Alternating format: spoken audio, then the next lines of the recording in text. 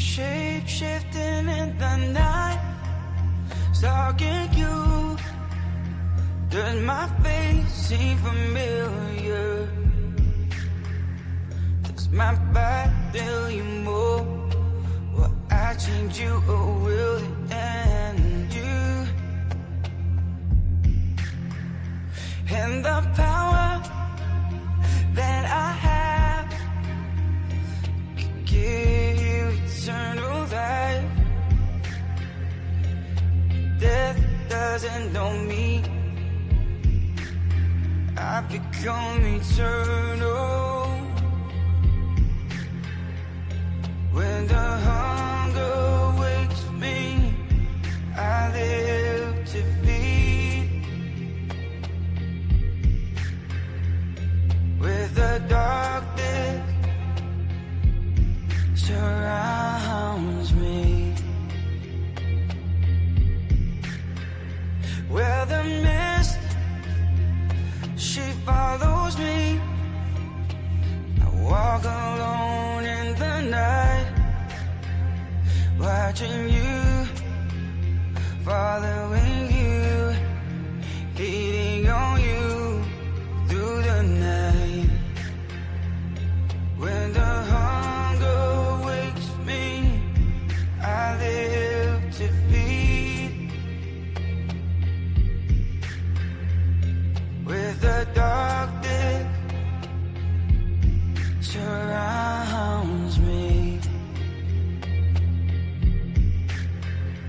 Oh, your life, I was still. I've become the living dead. I own the darkness and know what beats inside of me. I've become eternal. When the hunger wakes me, I live to feed.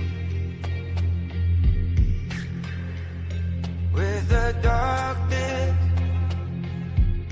surrounds me.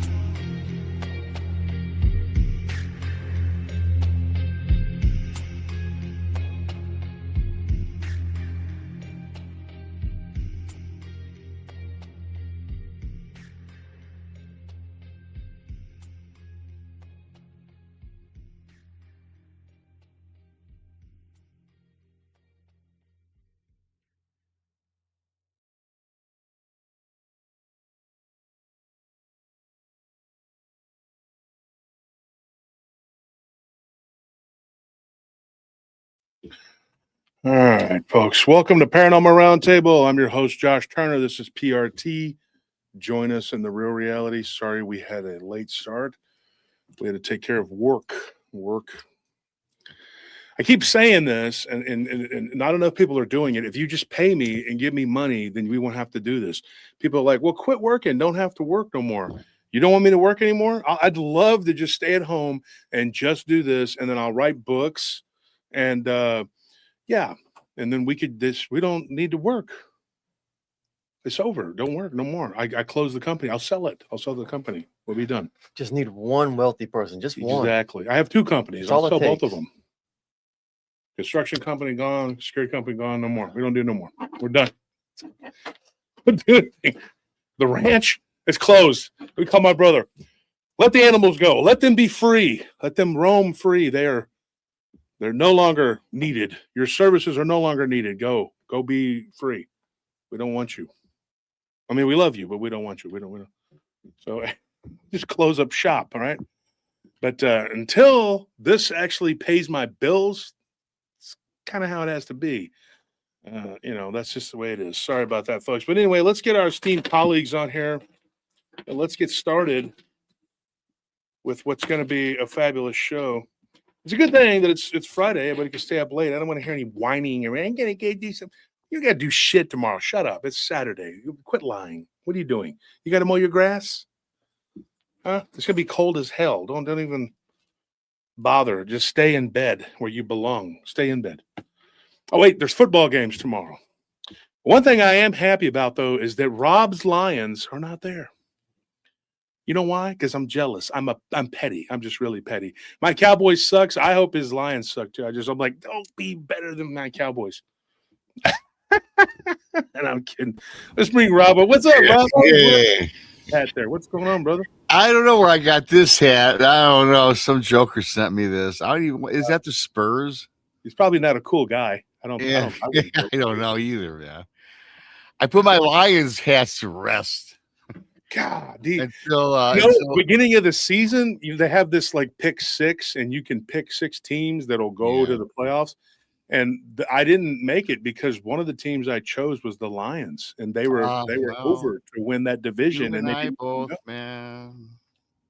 Yeah, I will tell you this: I'm not an excuse maker. We didn't have our entire offensive line. Our defense was ravaged. So it's like every year with the Lions, we've had 3 great years. Finally, all the dread that we've had throughout my lifetime, and now back to the drawing board, Josh. You know what sucks is like I don't bet football much. I used to because man, I went back and I looked over the last 15 years, and you're not going to believe this. I am $17,448 up on football. Oh, jeez. Yeah, over 15 years. That's not good. Gambler.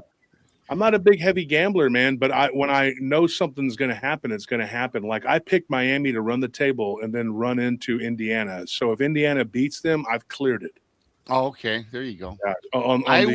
College. I will bet heavy on the Lions next year because we're going to get that last place schedule again. That's parity of the NFL. Yeah, it is. And I tell you what, though, I did pick the Packers. On the NFC, I picked the Packers, the Niners. I picked the Lions. That was a mistake, of course. I didn't pick the Cowboys, but I did pick the Eagles. I screwed up though, and I went with my Bucks. I thought for a 5th year in a row they would win the division. So there were 2 teams actually that I didn't. But I did the smart thing though. I did pick. You have to pick one that's kind of out of the whatever. So I picked the Panthers to go. Oh, that's not a bad pick. Yeah, and they almost won. But it didn't matter. Well, I want the Super Bowl to be the Rams. I'm going to go with Matthew Stafford, former Lion. Yeah, come on. I know they're not a football team. I know they live in La La World over there. In Los Angeles. I know. I don't like the city. I don't like I don't like anything about it. Oh, jeez. You just when you're flying in, you're just looking down at this grossness. You're like, what is that? It's always yellow. What is all the yellow? Is it yellow everywhere? 25 years ago, we wanted to go there, but now I could care less. Yeah, I'll go to the PNW. Well, I tell you what, there are certain cities. I got to say this too. St. Louis is a horrific place. I had a great time with the girls. Like, whoa! I had a great time. Hey man, I had a great time in East St. Louis with Kristen and Brandy. We did not go to East St. Louis. You're lucky you got out of there. If you no kidding, at homie or what? We did not take you to East St. Louis. Thank you, Rob. They would just walk up to you, be like, "What's up, big homie? What you sporting, yo? What's up?" They'd be like, "Give me all your money. You look like somebody who might have $5." Right? I tell you right now, you get robbed real quick in East St. Louis. I hear if you even look at it on a map too long, you lose things.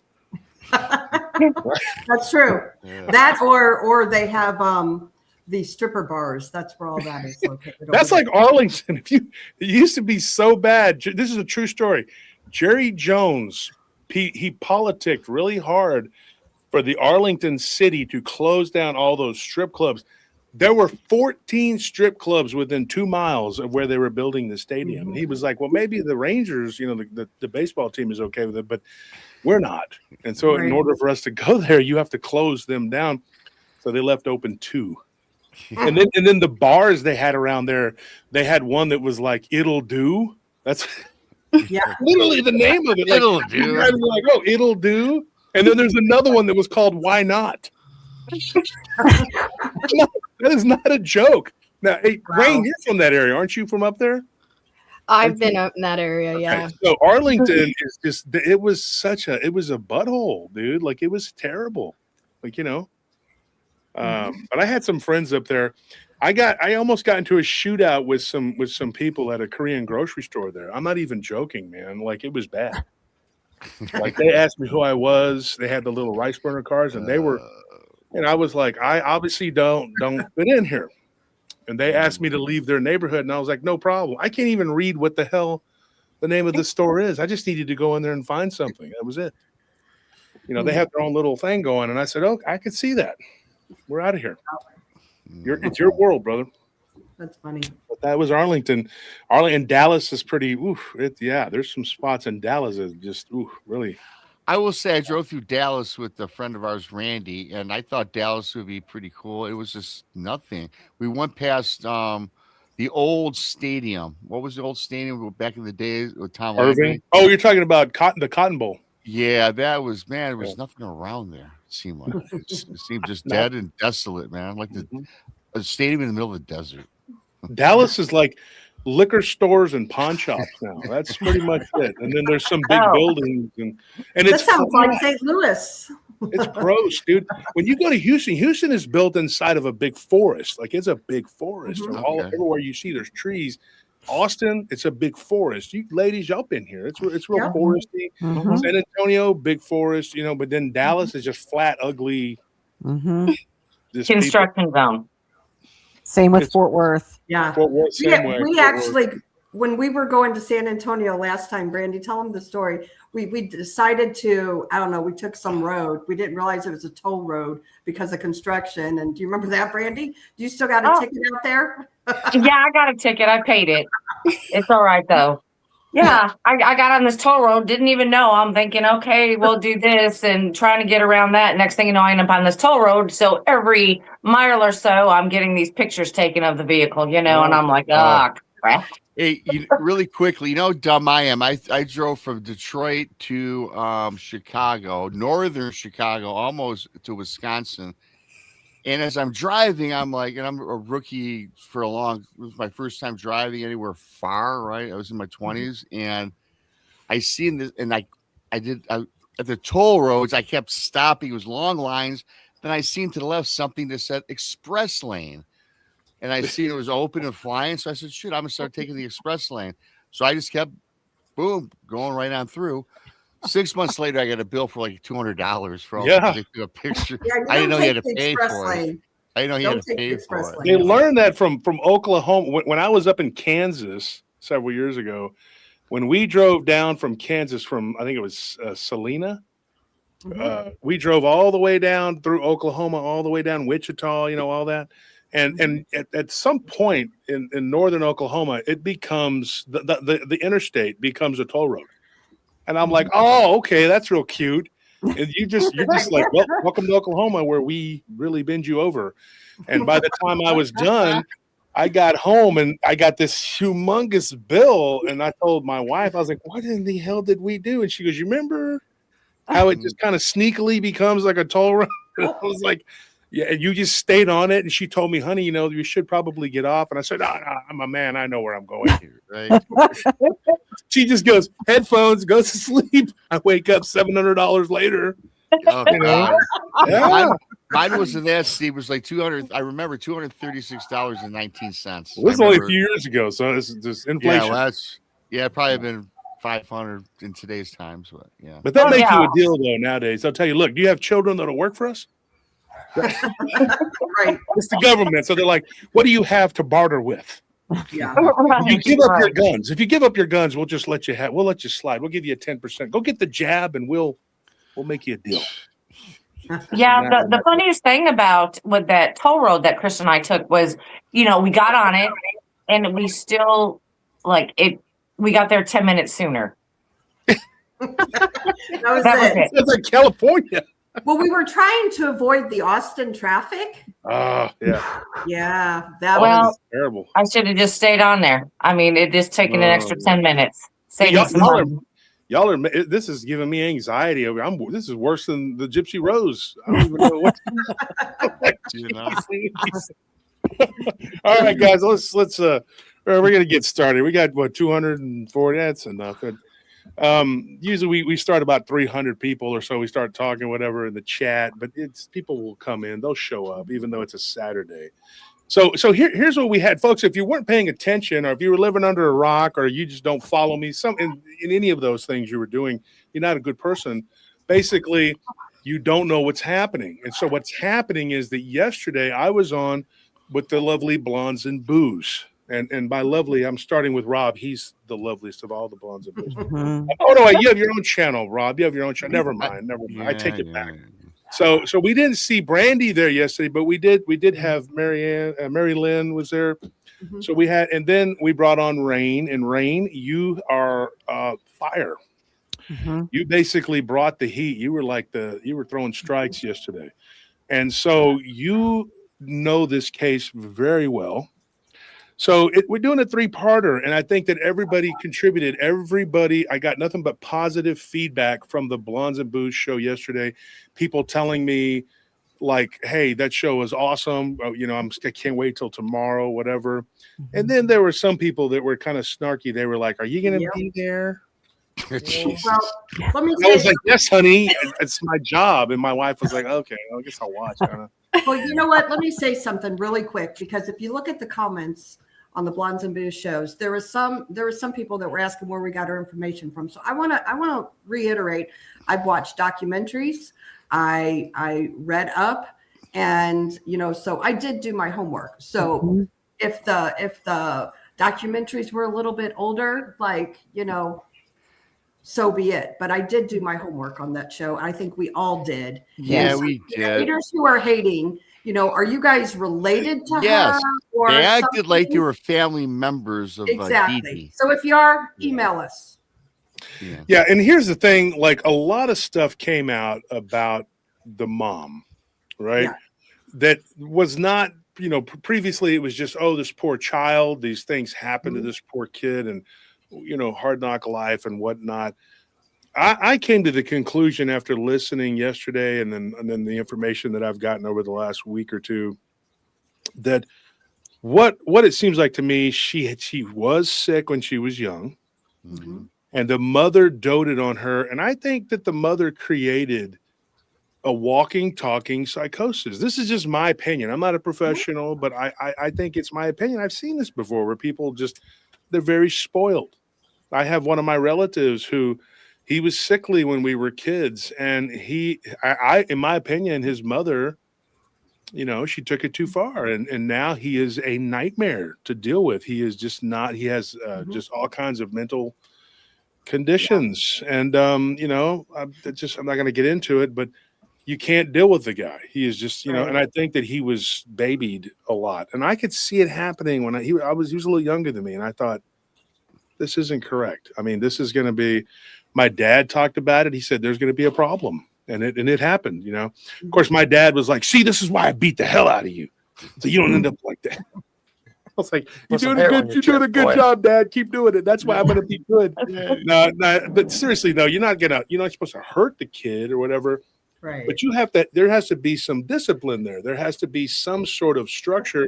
And it seems like the parameters for her was just like, like Rain, like you were saying, it was Disney and let's go to Six Flags or whatever. Let's do everything that the child wants and give this child everything, whether they deserve it or not. Mhm. And there is no real consequences.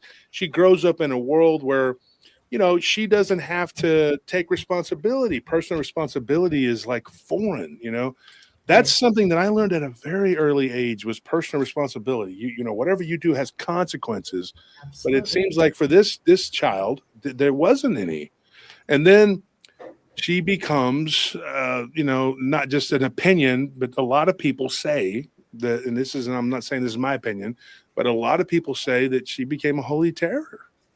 And that she did a little time in jail, but it's murder, and then you get out and you're still young and you're able to do something, and now you're YouTube, what is it called? Reality TV famous. Yes, yep. On Lifetime. Yeah. So Rain, what else do you have for us? Let's start off with what else you have for us, and then I'm gonna get into some weird stuff here. Okay, well, I'm going to say this again and reiterate it from yesterday, but I'm no expert. this case with the girl telling so many lies, it can change 3 times the information. So she'll say it one way years ago, then it'll change again, then she'll write a book, then it's ever changing. So if I get any facts wrong or dates or what have you, feel free to correct me. That's fine. Because I'm learning too. But this girl has the whole world believing she's this innocent victim. Right. She wants you to see her as this weak, fragile, bald child in a wheelchair, smiling, dressed up in Disney princess dresses. Mhm. And a lot of people thought that for a while. They painted the mother to be this monster to her daughter that was making her sick for profit. And she got off after 8.5 years. She took a plea deal. She got out of jail early. She should have went for 10. And she came out and became an internet sensation. Thousands of subscribers. Everybody's following her, celebrity endorsing her.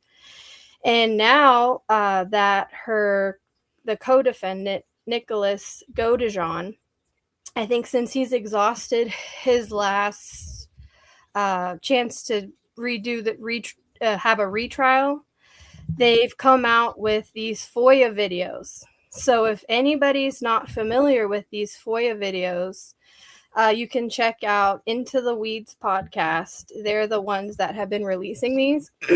And they have shown that this girl, Gypsy, is not the Gypsy you thought she was. She's not this smiling, "Hi, I'm Gypsy." It's more like, "Hi, I'm Chucky." And she is a complete liar, a master manipulator. And so if you have any thoughts on this case from before, I just want you to keep an open mind that it might not be the same thing that you're thinking it was years ago. Well, so here's where I come in with this, and it's interesting because, and maybe Rain, you can explain how there is a connection between her, Nick, and these other people and this vampire cult. What do you know about that? Okay. So with these videos that I had mentioned being released, the FOIA videos, she has created all these alternate personalities, these alternate personas, these other people. And they're anywhere from a childlike to a seductress to her evil side, Ruby. The Ruby and Damona are the ones that are very unsettling to me. She had went on an online website, and a Christian one at that, and met Nicholas Godejohn, who was an autistic boy, and they became in a relationship online. And she and he started living out these fantasies, these vampire fantasies. And she groomed him, in my opinion, to be the one to unalive her mother and manipulated him. And so how this connects in with this vampire is she has been obsessed with vampires from a very young age. I think it stems from the mother. She was an Anne Rice fan, but I think Gypsy took it to the next level. And so she was Damona and Ruby, and she would dress up in wigs and seductive clothes, dance, almost nude, and she would send Nick these videos to Victor, who she would call my master. And she would ask him, "Do you like, this and that in the bedroom?" And just really grooming him. And he came clean to her about things he liked, and it was really weird. And she came clean to him that she didn't really need the wheelchair, that she was just in the wheelchair because she thought that if her mom knew she could walk, that she wouldn't love her as much. And so she also she would also tell him things about her psychic abilities. She had said that she and her mom were witches to him. And where it starts to meet into Nicholas's side is his vampire name, again, I'll say this, was Victor. Okay. Now, if you think of all these unaliving events, these horrific events that have happened through the years, you almost start to see similarities. So I'm not sure if you guys are familiar with the case of the Vampire Clan of Kentucky that went on the unaliving in the 90s. No, So- I have to look that one up. So No, in 1996, there was a gentleman, well, I guess I could call him that, Rod, and he was into the Necronomicon, if I'm saying that right. The Necronomicon. Right. He was into Satanism, black magic, and he started this vampire cult.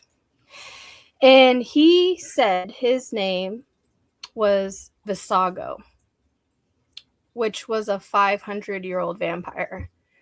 So Nicholas told Gypsy he was a 500-year-old vampire named Victor. Yeah.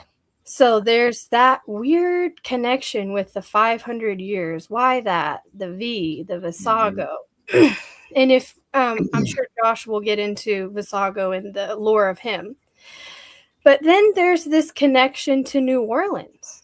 So Gypsy and her mother had lived near New Orleans, and they had gotten flooded out during Katrina, and that's why they had moved and got the house in Missouri. And Gypsy actually said recently she wants to move back to New Orleans, that she misses the culture and the scenery. She went to New Orleans when she had gotten out of prison. And so this vampire cult that was started by Rod, their goal was to get to New Orleans. Now, where they stopped first and where it went really wrong was they went to Florida, because the girl that he was talking to online, similar to how Gypsy and Nicholas were speaking online, said her parents were abusing her. Gypsy was telling Nicholas her parents were abusing her. So Rod and his three other accomplices, 4 with her together, they went in when the parents were sleeping, and he unalived her parents. He said he lost control. He doesn't remember during his trial. And then they headed to New Orleans in her parents' car.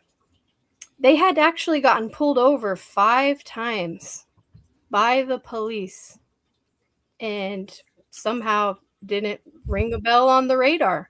So it's almost like they had this weird cover.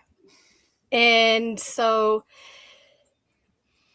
not only did you have this group of kids, because they were teenagers, like around 16, that were obsessed in this vampire cult, that would do these initiations in cemeteries. They were drinking blood. But you have Gypsy in her prison emails saying how she was having dreams of vampires in this castle and vampire orgies. And then her next dream, she was telling somebody that she was having vampire initiations similar to this vampire cult. So in 1996, another vampire case that happened was, I'm not sure if you've ever heard of Susan Walsh. Mm-mm. No. So Susan Walsh was a journalist who was from New Jersey, and she was really into vampires. Like, what is the deal? And you couldn't go on the internet like you can now and go to YouTube and pull up all this information. Mhm. So she went deep undercover. She went to New Orleans, and then she found another vampire clan that was kind of just starting up back then, and it was an underground. And it was it was in New York, so she relocated there after spending briefly in New Orleans, and she infiltrated this Endless nightclub. Who started it and that he still runs it today is somebody, I don't know if you're aware of who this is. His name's Father Sebastian. I know who Yes. that is. Mm-hmm. Yes. So this is where she's tried to infiltrate and start going to this nightclub. It was, I think, when I looked into it, it was about 40 minutes from where she was staying. Mm-hmm. And she was writing in her journals, and she just happened up one day and went missing. Wow. And they never really figured it out. Now, I don't know if the police really released that much of who they talked to, who said what, who saw her, who knew her, but she's up and vanished in a mysterious way. The journal she had, gone. It looked like she was home, but her house had not been broken into and she never left. She just vanished. Similar to where that nightclub comes in, you have 1994, Dayton, Ohio. Now, there's another underground club called Asylum, and it's a vampire nightclub where all these people, the Gypsy with the role play with the vampire clan out of Kentucky, and the people that participate in the nightclub in New York, it's part of this vampire masquerade where they role play these vampires, which is also from a game. Right. And so his name was Gall, Gall, if you want to look it up. There was actually a documentary that was filmed by Netflix called The Vampires of Gem City. It was supposed to be released in 2024. And for some reason, Netflix pulled it and decided they weren't going to show that documentary. Kind of suspicious and weird. So we can't watch it then? I was writing it down. Right. You can't watch it, but you can look into the case. Yeah. And so this gentleman, Gall, had went into the nightclub and disappeared. So he had a whole family. They're looking for them. So they send an undercover agent in. Mm-hmm. And he goes up to the bartender and he slips him, $100, $20, whatever he gave him. And he gets a tip that he was used underneath the nightclub in a satanic vampire ritual. So finally, when the police do go in there, they find underground tunnels under this building and rooms with these rituals and this blood and candles and sigils. And it takes, I forget how long it was until they finally found his severed head. Oh my God. Can I ask you a quick question, Rain? Sure. We've heard about these vampire cults, and we've all heard about these cults that call themselves vampire cults, and they drink blood. But they get it from wherever, hospitals, or they have people actually that are drink hosts. blood. And that's just what they do. There's a term for that. It slips my mind. It begins with an S, I believe. Sanguinarian. Okay, yes, that's it. And okay, I get that. With his father Sebastian, who I think we all have known about him. I've seen him on different shows and across over the years. But with these nightclubs, you think that there's a big difference when you say vampire. Do you think this is associated? This club sounds to me like it's associated with dark magic. I think that the people that participate in these things, maybe some of it is role play just for fun, get teeth, dress up, go to these balls. But I also think there's this very underground cult, secretive, that is doing some very dark stuff in different parts of the country where you wouldn't even think it's going on. Nobody in Dayton, Ohio thought that that was a vampire club going on with all the, they're doing it right under our noses. So do I think all of them? No, of course not. Right. But I do think there's a connection here with Visago. And so when you look at these unalivings, these big cases like the different vampire ones I brought up now, or the unalivers that annihilate their families, I almost wonder if there's this spiritual aspect of these different sigils of entities that are behind and puppeteering all these horrific, evil crimes. Yeah. Okay, so I will start with this. You said the one's name was Gaul, right? He went missing. Gall. Yes. Okay, and Gaul in the Bible, Gaul is known as a poisonous or corrupted substance. And in fact, it's talked about Job. I believe it's Job. I don't know exactly where. You can look it up. It's 16 something. I remember this. I know. And then in God's judgment in Deuteronomy, I know that those two, and it talks about God, is it being a poisonous or unfaithfulness, a spiritual corruption. It's known as a plant-like substance like wormwood. So it's a bitterness. It's a harshness. So the names mean a lot. When you start looking at the names of these beings and the names that they choose, it's not a coincidence that this is what's happening. I just said it over there anywhere. It's not a coincidence to me. Okay, so we'll start with this one. It's Visago, right? His name comes up over and over again. Why do they keep talking about him as being a 500-year-old vampire? Because the name Visago actually comes from the 72 demons of the Ars Goetia or Goetia. Now, those words, it's weird because it was written in the 15 to 1600s, right? 400 years or whatever ago. Those demons were the 72 demons that were captured by King Solomon when he was given a ring, right? So we'll go back to that in a second here. But who Visago is he's the third demon that was captured, right? And I'm gonna break it down so everybody will understand, and maybe you'll understand what's going on, because there is a hidden world, which we call in the PRT the real reality, and then there is the regular world where everybody's living your day-to-day life. You have to be a part of it, right? Or you're broke, right? But there's another world there, and those people, they think, yeah, I figured it out. Yeah, I'm a cool kid, we figured it out. Let's play along, and that's really what they're doing. But then the stakes go up, right? It's like, do you really want to be a part of something, or do you just want to play like every day's Halloween? That's the question that is confronting these kids these days. Do you really want to do something? Most of these kids that get involved in this, I say kids because they're young and they're impressionable.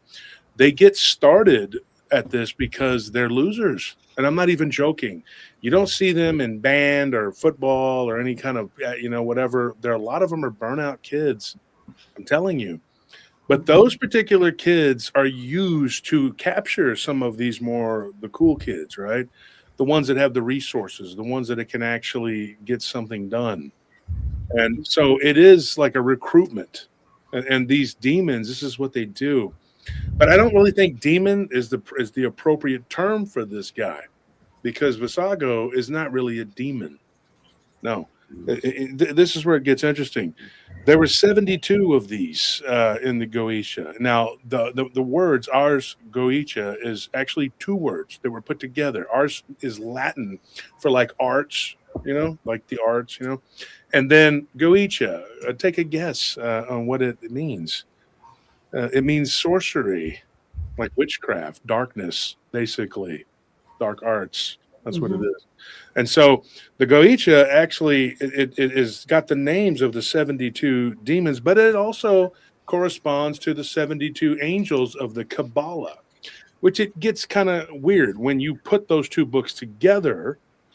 You realize that each one of the 72 demons corresponds to an angel, and it is the opposite, right? These angels, but these 72 demons aren't really demons. They're fallen angels. But it gets even weirder because they're not actually fallen angels. They're rebellious angels. The fallen angels are of the 200 watchers, right? And the demons are the 200 watchers. That is their offspring. The Nephilim. Everybody loves to talk about the Nephilim. That is the giants, these different types of entities that were destroyed. And in the book of Enoch, it says that they are evil spirits for all time. 9 times out of 10, you're going to deal with a demon, right? A demon is not the be-all, end-all. You know, if you were to look up Visago, and I don't even know exactly, Anthony, do this for me. Look up Visago and just tell me how many legions he controls, and then I'll break it down from there. I think he controls like 30-something legions, and I'll explain to you. Each one of them has its own little army, and I'll explain it to you. Yeah, Lawrence says arch-demonic entities. You can call them demonic, but that's not really the correct term. These guys go back before the fall. Said he rules over 26 legions. 26 legions times 6,000. How many is that? Because 6,000 is roughly how many is in a legion. 26 times 6,000 and 156,000. So he controls roughly 156 to 160,000 troops. That's a lot. And those are angels. So he is what we would call an archon. He fell. When the war in heaven happened, the conventional religious thinking is that he fell with Lucifer, right? So when he fell, hold on, there's a disclaimer. You got to put that up. So you got to put that up. Yep, got to put that up. Never mind me. Okay. So whenever he fell, when Lucifer fell, he didn't come alone. He came with a third. Now, the 72 would just be the guys that were in charge of stuff with him. But over time, they developed their own societies, their own rank and file, whatever. And a lot of people say, well, they all operate as an army. Not necessarily, because you have two different things there. Then there were 200 watchers that were put on the earth to watch over everybody and to make sure that those guys, the rebellious ones, and their legions didn't cause problems with us, right? But they didn't do what they were supposed to do, and it really angered God. So then they ended up in trouble. And so there is a confusion there. There has always been this sort of confusion. Jesus says we die for lack of knowledge, right? This is something that Visago knows very well because his currency is knowledge. That's what he does. One of the things that he is known for, and this is probably one of the most important, is that he can reveal things to people, things that are hidden. And he can tell you, he has all the events of the past recorded, but he also can see into the future, and he can tell you the future or futures. And then it's up to you, right? Well, here's the thing. He's considered a prince of hell. And now we talked about it last night. What is hell? Hell is not necessarily something that God uses you to punish. You punish yourself by going there because you reject God, so you end up on the other side with who knows what. Well, one of the things it says about Visago is he's summoned to reveal hidden or lost things and declare events of the past or the future. Another thing that he does, it's unusual, okay? It's said that he is, in the Goetia, it's said that he is not like the others, right? He's not tied to lust or war or destruction. He functions more as like an archivist, you know, like you know, the archives. That's what he does. He keeps track of things. He knows things, and that to me makes him one of the worst and most powerful because he is using knowledge as currency, right? That is very important. Another thing too, get this. Gypsy Rose liked to play around as like this little child, and she had a child and all that stuff. Get this. One of his main appearances is what? A youthful or childlike figure. A lot of times when Visago comes to you, he doesn't come to you as he's not like Asmodeus or any of these other, like they come to you with this warlike, like I am, Mammon, I'm the god of money. I do that. And then they're real proud. He comes to you like he's a child, like he's just a youthful, good-natured guy. Although he does like to ride around in a crocodile, which is kind of weird. It's a weird, But there could be something to that too. That could be a mistake. A lot of people claim that that's what he does, but there is another one that's similar to him and does something. He has some of the same characteristics, and his name is Azagor. That dude is the one that I think people confused. He's the second of the Goetic demons. Now, these demons were all captured by Solomon. So we'll start with this. There was an entity that was draining the blood of King Solomon. That's a son of David, right? From the Hebrew. There was an entity that was draining the blood of his manservant's son, and he was near death. And Solomon, he was given wisdom, right? When God asked him what he wanted, he said he wanted wisdom over, riches and everything else. And then God, they said, gave him riches. But I think with wisdom, you can gain that, because I would take knowledge over anything, because with knowledge, you can do anything, right? Knowledge is where it's at. So what this entity was doing was killing this boy.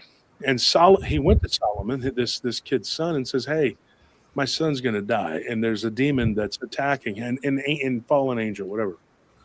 And so Solomon prayed. He went to God and he said, can you help me save this man's son? These people are, good people. And so God says, take this ring, and with this ring, you can control and summon these entities to do your bidding. He started with the first one, the second one, which was Azagor, the third one that was summoned to court and taken captive was Visago. One of the things that Solomon always did was he asked him, he says, what is your name and what is your function or malfunction? What is your problem? What do you do? What kind of pestilence do you bring? And they would tell him, and they couldn't lie, because that ring, the seal of Solomon, forced truth out of these beings. And Visago was crafty. He was not one of these, like I said, he wasn't one of those that just came out like a bull in a china shop. There's these other ones that are really violent. Andros, comes to mind. They're not seductive like Zapar. Some of these other demons that are known to be whatever. He had his own niche. He wasn't like Baal or Asmodeus. Like I said, Asmodeus was one of those that got whipped and tortured because he was so aggressive. He was warlike and hard to control. Visago fell in line. And he announced he had 26 legions. And of course, those legions were forced to come and help build the temple of Jerusalem. And him and a couple of the others were very accommodating and didn't cause problems. But I think there was a reason for that. I think that those particular demons, those particular fallen angels, rebellious angels, were some of the worst ones, because they don't come to you straight up and fight you. It's more of like a let's exchange. It's a transactionary thing, and Visago is very much, he falls into that niche. You do something for me, I do something for you. But Orneus was one of those vampires. He was literally a blood drainer, and the vampires, they really fell out with the other demons, archons, fallen, whatever, because that particular species is what got them all hemmed up and forced into captivity for decades, building a temple. And when they were finally released, this is how it happened. They were put into a jar and they were cast into a lake. Now, here's the thing. This really, really deep lake, a lot of people believe it was the Caspian Sea. The reason being is because the Caspian Sea is not really a sea, it's actually a giant lake. And so you didn't throw that. Some people said that they threw it in the Black Sea, they threw it in the Red Sea. I don't believe that. I believe that they threw it into this lake. Another culprit could be the Dead Sea. because there's no life there. And then, of course, somebody found it and they unearthed it, and it was released in the Middle Ages. And of course, if you believe the story of the Rosicrucians, the Templars, there are two different accounts of how these demons got released from this bottle, which is where the term genie in the bottle comes from. That's where people say, well, there was a genie. The genie is the jinn. Yeah. Because the Semitic peoples, and everybody thinks that just means Jewish. That means anybody from the Middle East, the Levant, right? They're Semitic, whether you're Kurdish, Persian, Hebrew, Arabic. There's all these different people, the Turkic people, they're all Semitic, right? So if you're a Semite person, you would think of the jinn as the hidden ones, right? This is what they are. They're these beings, and you don't really talk about them too much, kind of like in Hispanic culture. You don't want to talk about it too much because it conjures it up, right? These beings, though, they do what they do, and they've done it for a very long time, and it's really easy for them to trick people into doing things. One of the things that they love to do is to trick people into killing one another. Because when you do that, then that is the sacrifice. That's why I tell people God never asked for sacrifice. He says it in Ezekiel. I mean, people can look it up in the Bible. They're like, well, Jesus came. He was a sacrifice. And then we didn't have to kill animals no more. That whole thing about killing animals, that came from the priesthood, the Levites. That is not even true. There was never, God even says, I don't need that smoke from the burnt offering. I don't need it. I don't like it. I don't want it. And they did it anyway because they were getting that from their neighbors in Sumar to kill and spill blood. Because these demons relished in it. They loved it. They loved the bloodletting. One of the things I've talked about on the show, if people have paid attention, was the slaughterhouse. I told a story about a guy who saw spirit in the slaughterhouse. Why do you think those spirits were hanging around? Because of all the blood that was being shed. Yeah. And that's why I don't agree with halal or kosher butchering, because the animals' throats are cut and they sit there and they suffer. Who is that for? God is not asking you to do that. You're doing it because you're sick. And I don't care if that's an indictment on those two religions. So be it. It's the truth. Here's the thing. It's PRT, right? This isn't Romper Room. But I'm going to tell you this. Visago, his sigil is clean and geometric, right? Compared to the more aggressive seals, like I said, the people earlier. And when you think of Asmodeus, he's akin to Ares, the god of war. Asmodeus was a stubborn beast. When he was called before Solomon, he talked a lot of trash. And Solomon says, okay, we have ways of dealing with you. And he whipped him. He had him whipped with these spiritual cords that pierced his spiritual flesh. And he bound him up. And he made him as an example. He didn't have those problems with Visago. Visago was like, yeah, I'm not going to do that. I'm just a sweet little innocent demon, right? And Asmodeus was the one that eventually tricked Solomon, but God taught him a lesson. Asmodeus got him drunk. He got him drunk, and he took him to the lake, right? This lake, wherever it was at. And he said, you know what? He said, if you're so powerful, God would give you, if you lost that ring, God would find it for you, wouldn't he? And remember, he's drinking with one of these rebellious angels, and Asmodeus is one of the strongest ones, right? He swore. And he tells him, he says, God will always deliver me. And then Asmodeus is like, prove it. Throw that ring into the lake, into the sea. And he did in his drunken state. Asmodeus laughed, and then he just rose up and he was like, bye, sucker. And that was it, right? His wings flap. There's many different versions of the story, but the gist of it is that Solomon was cast out to sea, and his people went to go look for him.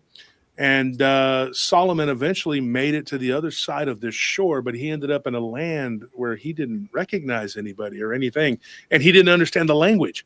So he ended up being taken captive by these pagans, and these pagans put him in a prison, and he languished there for a long, long time. Eventually, he became a cook, cooking for their king. And then he fell in love with this young girl who happened to be the king's daughter. And then they wanted to kill him. And eventually she helped him escape. He returns after what he believes is 7 years. 7 years. They find him. They fish him out of the lake, right? And then they pull him to shore. And it's only been a couple of hours that he was set adrift. But for 7 years of his experience, he was a prisoner and a slave. You see, there's a lesson there. God's like, look, you're dumb enough to sit there and get drunk with the enemy and then throw the ring into the lake and tempt me. And now you know, right? So for 7 years of his life, this is how powerful these entities are. They can trick you and they can do things and make you feel more than you are. Pride is, like I've always said, is one of the worst. It's one of the worst sins. And then what happens? Visago, right? We're going back to this guy, right? He's the third one that was captured, along with, what was it, 156,000 of his angels? These were what a lot of people mistakenly call the fallen angels. Let's remember, these are the rebellious angels. They fought a war against God. Saint Michael, or Michael the archangel, kicked them off of the throne of God, and he cast them down. And Jesus says he beheld that Satan fell to earth like lightning. Now, a lot of people want to say Satan is this one being. He is this really, really bad guy, and he's Satan, right? What Jesus is telling you is he saw the Shaitan, which is a title given to a race of beings, which were the fallen angels that fell from heaven. The fallen, the 200 watchers, didn't fall from heaven. They fell from grace. Two different things. So when these 72 angels and all of their legions, when Lucifer was cast down, the ones that he had managed to trick, now this is the conventional thinking, right? They fell with him, and Visago was one of them. He's only number 3. He's not ranked number 3, but he's only number 3 because of the order that he was captured by Solomon in his ring. But you got to remember, during all of this, he kept his mouth shut. He didn't do a whole lot of, whatever. He didn't cause a lot of problems. But when you look him up and you look up the Greek translations, he is literally known as a mirror of intuition, right? He's known as the mirror of intuition and sharpened by discipline. Mm-hmm. He can wait 1,000 years for you to change your mind. He always plays the long game. And one of the things he is known for, get this, in the Latin, he is known as the guardian of what humanity chooses to forget. Wow. Because this is what I think, and this is me just brainstorming here, what Rain was talking about. This is what's happening now, right? Mm-hmm. But then Rain remembers, hey, right? I can't take credit for it. Rain did this. She said, remember, this stuff happened in the 90s too, and then it happened da-da-da-da-da, and now it's happening again. But you're dealing with Visago, right? And Visago is the guardian of what humanity chooses to forget. I'll say this, and this is going to piss some people off, and I don't care. It's a show, right? But people forgot that we should have voted for the guy that's in there now. We forgot, and we voted for this other guy, right? Maybe it's probably just a lie. But anyway, you see what I'm saying. Like, people forget, right? They forget. They're like, man, this sucks. What happened? Oh, yeah, we forgot to vote for the right person. Damn Visago. Jeez Louise. Oh, well. That's his thing, and that is he's the personification of forbidden memory. So the next time you do something and you're thinking, there was something that I should remember to not, this is the guy. That's his job. And he has 156,000 others like him, and that's their job. That's their job. But they're not demons, remember that. These are the rebellious angels. The others, the 200 watchers, those guys got put in prison. 2 of them are under the Euphrates. 1 of them got sent to a planet. That's the whole story, right? Here's the thing. They had people too, but it was their descendants. And those, ladies and gentlemen, are demons. When you're dealing with Visago and his people, you're not dealing with a demon. Now, they can call it a goetic demon, but that's not a demon. That is a rebellious angel, and that is an archon. And Jesus warns his own brother. He says this in the Apocryphal. He says, you need to flee Jerusalem. And James says, why, my Lord? He says, because it is full of archons. When Jesus is worried, you should be worried, because these beings are absolutely made of the fabric of terror, of nightmares. They are darkness personified. They have chosen to be a part of the abyss. And a lot of the stories point to the fact that Lucifer actually spent time in the abyss. And that's where, if you know the nature of the abyss, it unwinds your mind. It warps you. It corrupts you. It destroys you. Charzon, he's the one in charge over there. And he is a personification of something beyond an angel. He is not an angel. He is a force of nature. And in that darkness, it can twist and corrupt and it destroys. And humans are not made to go through the abyss and come out the other side the same. The vessel is destructible. The soul is not, but the soul will come back corrupted. And the same thing will happen to angels. No one goes to the abyss and comes out unscathed. The legends, the stories, they point to this, it's not canon, but there are a lot of books that talk about how, and the Necronomicon, I'm going to get into this, they talk about how Lucifer was corrupted in the abyss, and then he came out all jacked up and said, you know what, I'm God. And he's as loony and wacky as anybody. But then he got other people to follow along and believe him, and these are celestial beings. These are not humans. They have a ton of power, something that we couldn't even possibly fathom or grasp. So you're playing with a loaded deck, right? And you look at this guy, and he comes out, and he's all warped, and then he gets these others to follow him, and they're just as crazy and warped as he is. But some are more crafty than others, and I think Visago is one of them. And I think that what he did was to corrupt and warp these people. And I think that he is one of those master manipulators, and he makes you forget. You forget who you are. One of the things that these vampire cult people that I talked to recently, and I'd say back, they're not in the cult anymore. They used to be. And one of them, I'll call him, what should we call him? Should we just say his name? I mean, we can. Might as well. Atrios.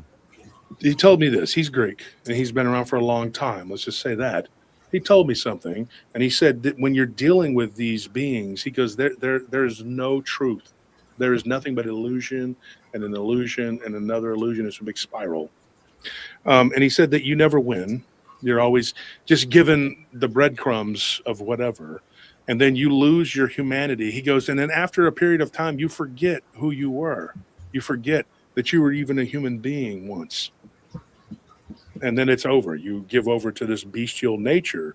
That right there, to me, speaks volumes of what essentially this demon, or what we call him what he is, an archonic angel, a fallen angel, a rebellious angel, what he did. And I think that when you look at somebody like Gypsy Rose and her mother, and I mean, look at where they were at. There's two things that come to mind when I think of New Orleans. You know what they are? Voodoo and vampires. Yep. Hey, can I ask you something, Josh? First of all, I love the way you lay out all the history of all these subjects. You do a great job. You craft it very well. Yeah. But my question, would be this: when we talk about the vampires, the demons, this and that, how do they infiltrate these underground societies, and how does that reflect on Gypsy Rose, how do they get into her mind? They somehow had to contact them through a vessel, as you're saying, correct? Yeah, there's a case that I like to point to. There's a woman in Maine that saw a shadow. I think her name was Elizabeth Anthony. I don't remember if that's her name, but what we called on the show may have been her real. I remember her real name was Liz, and I don't think she cares. But she was downstairs in the basement, and she saw a shadow. At first, she thought it was a rat, like a really large rat, because it kind of looked, like a weird, anthropomorphic whatever. And she said she went toward it, and this thing it attached. She didn't know at the time, but it attached itself to her. And she was a borderline vegetarian. Over time, and I'm not talking like a long time, over the course of several days and then into a couple of weeks, she began to eat red meat, and not just eat red meat, but eat it raw. And her husband noticed this, and he was like, "What in the hell are you doing?" and she would barely eat chicken. She considered herself a pescatarian. Do you know what that is? That's somebody who only eats fish, right? They have high levels of mercury in their brain, probably. I don't know. But she, I'm joking, but she basically had stopped eating vegetables. And then it got to the point where when she was making these meals, she says it's embarrassing to talk about. She goes, but I began to drink the blood. She says, and I felt like I had a deficiency. So my dad, he says, you know what, honey, you need to, something's wrong with you. Her husband reached out to her dad and her mother, and they took her to the doctor because she didn't want to go. And then she's anemic. They find out that she is actually anemic. And then at one point she cuts her under her forearm, and before the blood came out, this watery goo and then black stuff came out and then blood. So she tells her doctor, and she's like, this is crazy. This is what, and the doctor, of course, doctors are nowadays, they do one thing. That's just to give you pharmaceuticals. Why do you think pharmaceutical reps are always pretty? So they're like, hey, take these drugs and sell them to your patients. And like, okay, no problem. And then they're like, I think what's best for me is that you take all these drugs, and that's how it works, right? And here's some free samples. Yeah, here's some free samples. Yeah. It treats nothing. Yeah, right. Out of all your orifices and die. Yeah. Good luck with that. It'll stop the sneezing, though, hopefully. But here's the thing. The doctor doesn't know. And he's like, well, I don't know what this is, this black goo. What are you talking about? But she tells me, and I'm like, when I'm listening to this, I'm like, what? Wait, what? I said, wait, back up. It was black sludge. This is what I think. And this is a long-winded answer to you, Rob. Rob's already sleeping. No. I mean, I'm hanging on to every word. Yeah, he's like, I'm hanging everywhere. I'm looking at I'm telling you, though, this is what happens. These people, they become anemic because something in that parasitic nature of this being, it does something to them. And it's somewhere between the third and fourth density. I believe that. That's why I believe that the dog man, the Bigfoot, and all this other stuff, and something that Abe Sia says on his show all the time, and we always hear it. We hear it all the time. These things are of a spiritual nature, right?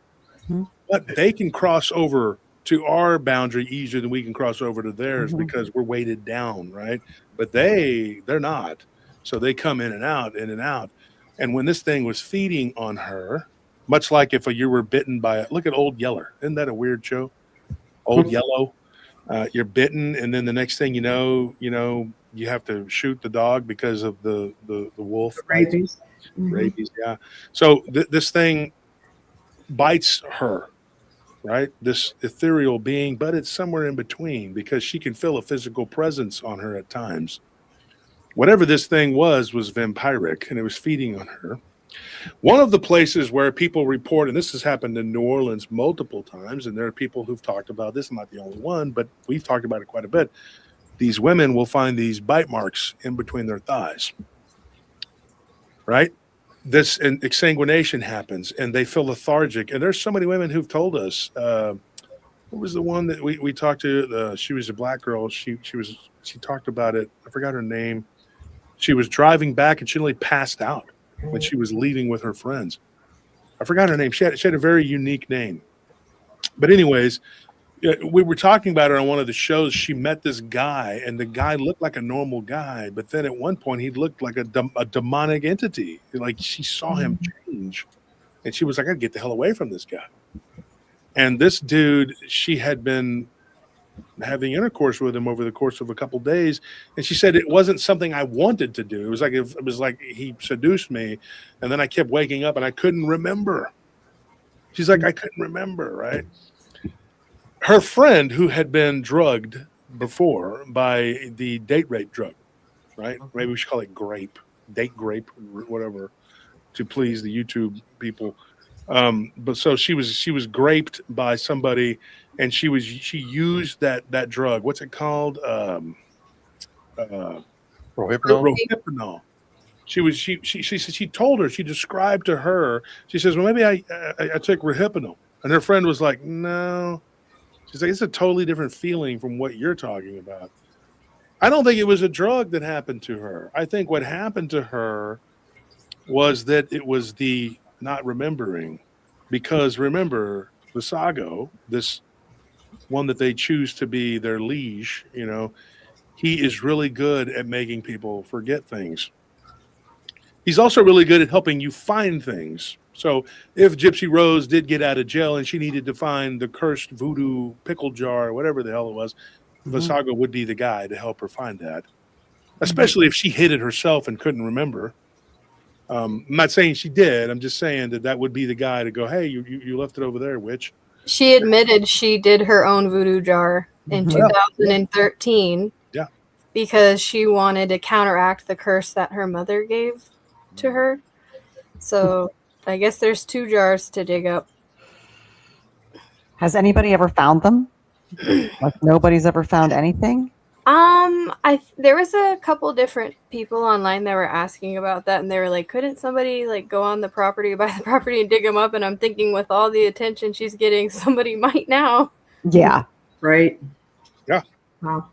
And I think if you stop and you look at this case from the lens of like these people having been manipulated by an entity, probably for a long time, and it goes back to these other cults, and this is a name that comes up over and over again, along with a couple of others. I'm not going to get into a bunch of others.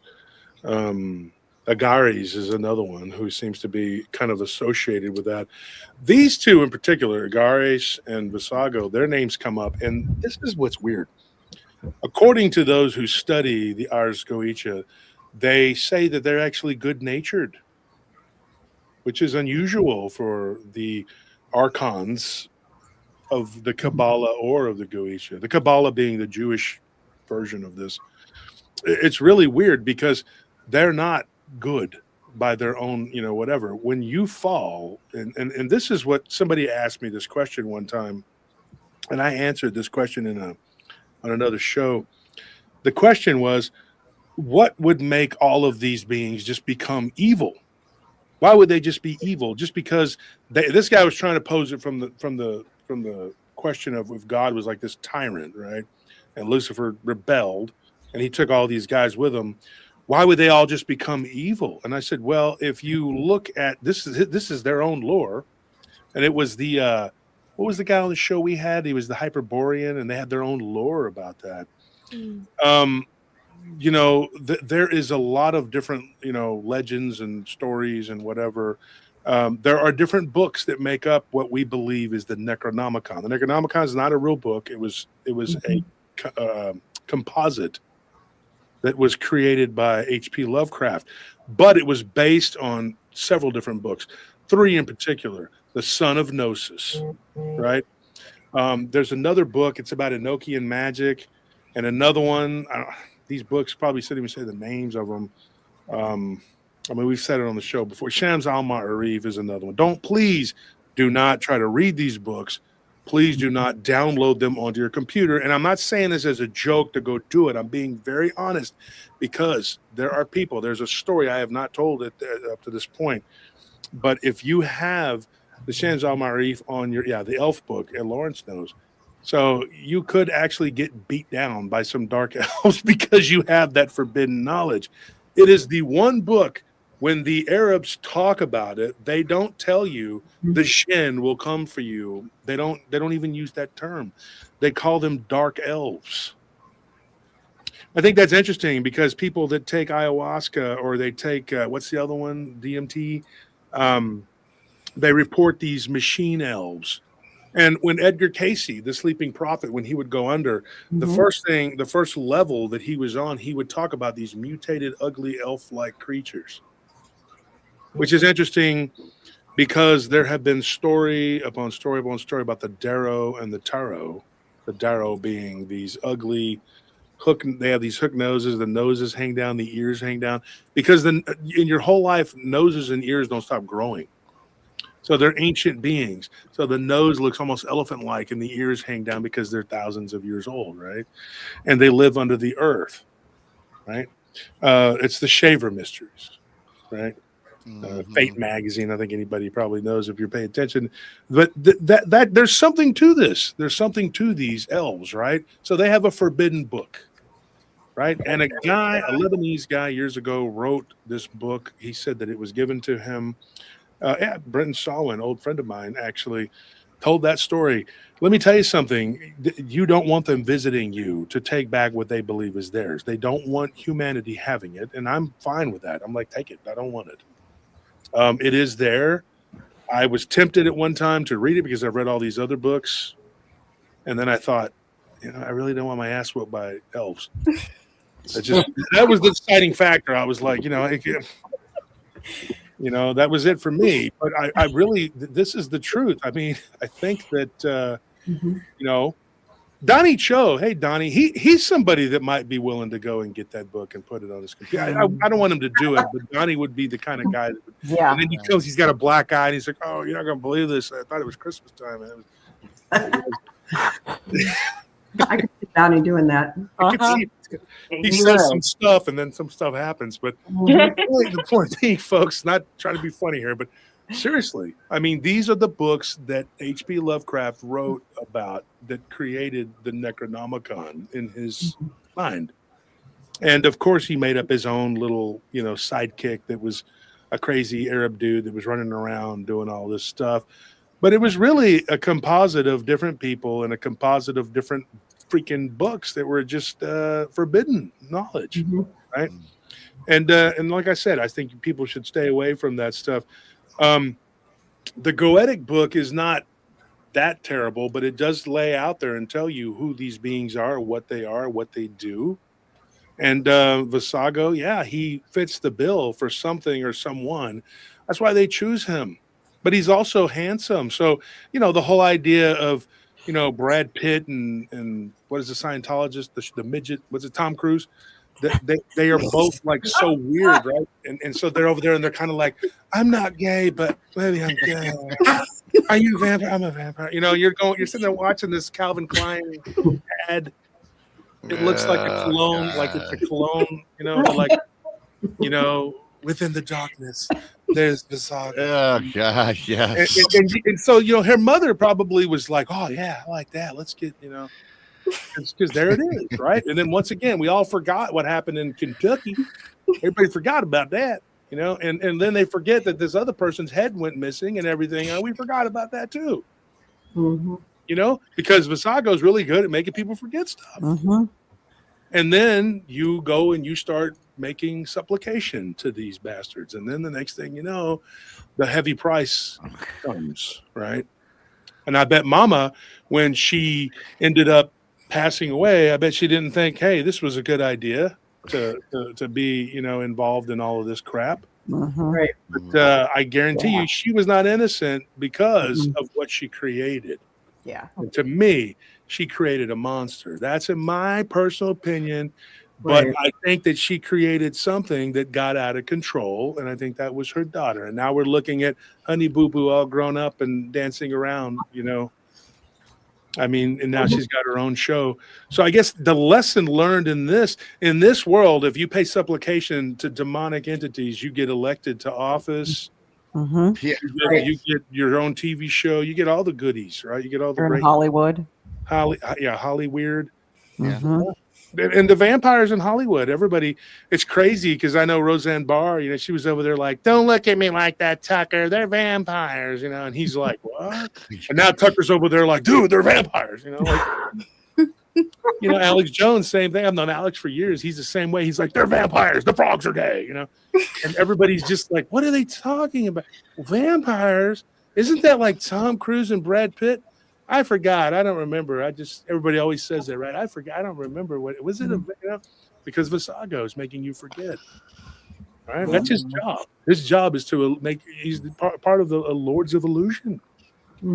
But if you don't forget, and the one way to do that is to watch on repeat Paranormal Roundtable, and you will see my mug on there, making you not forget. Just put it on a loop, everybody. Put it on a loop. You will not forget, and I will remind you every day, right? I have this Campbell Soup is Good Food head. You'll see me. But I'm not promoting anything, and I promise it won't be like some weird, dark cologne commercial. I'm just going to tell you how it is. Like Dracar Noir. Yeah, Dracar Noir. But it's true. I mean, you look at these entities, the vampires and the werewolves and the demons and all that, and people act like it's some amazing thing. No, it's not. All you got to do is just go accept their bullcrap, and then you too can be enslaved and be not enjoying yourself in no time. Mhm. Yeah, exactly. I have had a conversation with a few of what I call today's vampires. Now, there are different kinds from what they were telling me. There's the one, of course, that partake in the Drinking. blood, the blood thing, if you want to call it that. And then there's others that are into intimate relations, with all sorts of people. And then there's another group that just want to live the lifestyle. Mm-hmm. They just go with the flow. They don't do anything unnecessary. They may be in a monogamous relationship, but they like to have the fangs and go to the balls and do all this stuff, but they don't participate in the blood thing. To me, it sounds like, I don't even know how to say it. I think there's a lot more to this with Gypsy Rose, because the whole thing that she was saying is that she was in the bathroom while this was all going on, and the interviewer asked her, could you hear what was going on? And she said, yes. I'm sorry, if you didn't want anything to do with this and you didn't want any part of it, I'd be covering my ears and everything just so I wouldn't have to have any type of memory to look back on. You know what I mean? But she could hear everything that was going on. Right.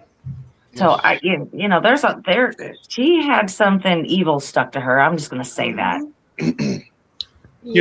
What you're saying about how some of these people are in it for the lust. Yes. There is a goetic demon for that too. And his name is Citri. Now, a lot of people don't know a lot about him. He's also found in the Lesser Key of Solomon. If you are interested, you can read about it in the Lesser Key of Solomon. Just remember, these books do have a power, and if you are going to study this, don't let it consume you, and make sure that you pray up. I would suggest praying to God through Christ, like I've always told people. And I would put on the full armor of God and be ready to read the knowledge and know who you're dealing with. Don't be afraid. This isn't something that should be afraid, but don't let it consume you. Like, this isn't a comic book. This isn't fun. This is for knowledge purposes. And Citri is known as a prince of hell, because they all are, and he commands 60 legions. Now you got to remember, the other guy, Visago, only commands 26. You can kind of see how powerful they are by how many legions they control. 60 legions, that's a lot. That's 300. What is that? 360,000? Is that 300? How many thousand? 360,000. 60,000. Yeah. This is what it says here. Let me see if I can pull it up here. Hold on. Citri, also known as Bitru. That's how I remember. But it says here, part of the Lesser Key of Solomon, also known as a great prince of hell. He commands 60 legions of spirits. He governs love, lust, and attraction. Right? He's depicted as a leopard with griffin wings, but can appear as a beautiful man, capable of inflaming love between sexes and compelling them to appear naked. Citri also appears as a character in various media, often associated with matchmaking or desire. And it says here his abilities ignites love between men and women, controls 60 leads love. Pretty much it. That's what he does. Yeah. And so when you think of these entities, there's another one. Let me look this one up. It's Zapar. I know that one is another one that does the same kind of crap. Okay, so it says Zapar is a powerful duke of hell from the Ars Goetia, known for causing love between men and women. There's another one. Uniting lovers, but also rendering women barren. This is going to sound completely crass, but this is PRT, so what do you expect? There is something that happens with women that are promiscuous, and it became very, very common, especially back in the 90s, and it was HPV. Mhm. And HPV does what? It causes cervical cancer and renders you barren. Mhm. Yep. Mhm. And I've said this before, that demons or fallen angels, whatever you want to call these things, they love to cause pestilence. They spread plagues. They spread evil. They do all these things.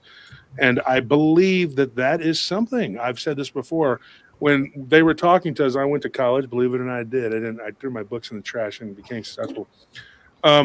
When they were talking to us about this, they were like telling me HPV is this horrible thing. You gotta be, we're like in this gymnasium. I'm like in college, right? And I'm sitting there listening to this, and I'm going like, this is easily prevented.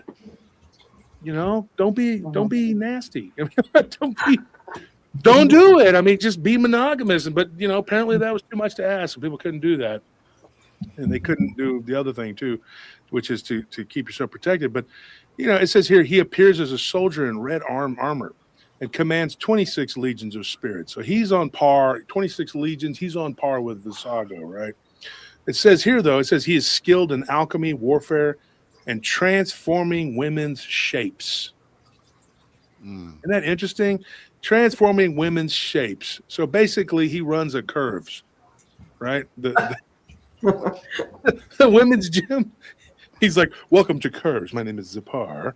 We'll start you off with this ball over here. It's a yoga. Let's work out. Yeah, let's get fit, ladies. Let's do it." But anyway, it's Zipar. It says also appears in various modern media, and he was in Gundam. I know that because I used to love Gundam when I was young. So it says, and as a character in webtoons, I don't know what that is, but often retaining his demonic attributes or appearing as a unique entity, like he's cool, I guess. But these are the entities that they're going to follow. Those are the two right there, Zipar and Citri, or Bitru, depending on which version you follow. I think Citri is the Greek and Bitru is like the Babylonian version of it or whatever. But that's it. And then you have Andros, who's basically, I've heard that one too. He is often associated with werewolves because Andros is violent. He is known as a violent, and Asmodeus is also very violent. Another one you see is Ammon. Here's an interesting thing about him. I think he's a duke. Look up Ammon, Amon. I don't know where he's at in the Goetia, but he is got a wolf head and a snake body. He's like a reptilian werewolf. It's a weird thing. And you'll see some of his weird cartoony type stuff. I saw it on a bottle of cologne one time. I was like, what in the hell? It was like a cheap knockoff. And I was at the, Ulta. It was at Ulta. And there was like this bottle of cologne, and they had like the cheaper ones or whatever, like in the bargain. Or maybe it was Marshall's. They don't have it at Ulta. It's somewhere my wife drugged me to. She was like, we're going to go over here to this place, and you're going to hate every minute of it. I'm going to love it. I was like, okay, cool. So we went, and there was like this bargain bin cologne, and I was like, oh, there's almond. And my wife's like, almonds? I said, no. It's a demon. And she goes, well, don't touch it. And I was like, I already did. And then my wife's like, well, go wash your hands. You don't want that. You don't want Ammon on you, whatever that is. And so, but anyway, the point is that he was just on a bottle of cologne. What does it say about him? Looking him up right now. Okay, I'll look it up. It's Ammon. Yeah. Well, there's different ways. And he commands 40 legions. 40 legions. Yeah. Yeah. And Ammon, there's two different ways to spell it. There's another one, Amon, and then there's Ammon. Mm-hmm. Yeah. He's the scribed as a Marquis of Hell and the seventh spirit listed. The seventh. So he was captured. He was the seventh one captured. Yeah. And he's a Marquis. Mm-hmm. See, those terms, though, weren't around back then, but they correspond to whatever their rank and file is under the Shaitan. See, here's the thing, too. When you're talking about the Shaitan, a lot of people confuse the fallen, the 200 fallen watchers with the Shaitan. That is not the Shaitan. The Shaitan were here before them, right? The Shaitan in the book of Job, they predate Genesis. That's really weird. People have a problem with that. They're like, well, Genesis was the beginning. Well, it was a beginning. It might have been the beginning for us. That necessarily means the beginning for the world, because the serpent was already here. All of that stuff already was here, right? And so when you look at this from just a different lens, right? You'll see these beings, there was a war in heaven and they fell. This became their prison because when the Elohim come down, and Elohim is a plural, a lot of people say it's God, but it's a plurality. It's the council of heaven. They talk about this council of heaven in the book of Enoch. It's in the book of Enoch. So they go to the Shaitan, which is another plural. It's a race of beings and a title of these beings, and the Elohim, which to me are the good guys, the angels, and they tell the Shaitan, they're like, look at Job. He's chilling over there, dude. He's a good dude. He would never betray God. He would never betray us. And the Shaitan are like, really? Well, give us some time. Let us take your protection from him. Watch what we do. He'll turn on you. Watch, I guarantee it. He'll turn on you. And then what happens? He resists, right? He resists their temptations. But I thought it was interesting when the Elohim asked the Shaitan, where hast thou been? They said, we've been walking to and fro upon and within the earth. Within the earth. That is the thing I tell people all the time, that there is an entire world underneath us that man, if you could see what you're walking on top of, you would probably not want to move. And I guarantee you wouldn't build your house in certain places. But that is, to me, the crux of it right there, right? There is another world around us. And we were talking about this inner earth earlier with the Darrow, the weird noses and the long, whatever they look like elves. And they'll come and beat you if you take that book. Yeah. Was that in the Shaver Mysteries, the Darrow? The Darrow and the Tarot, yeah. When you stop and you look at these, they're just different stories retold over and over again. Two things could be happening here. They could be completely different events because everything that's been done will be done again and has already been done, right? But then they could be just confused retellings of ancient past that we've forgotten.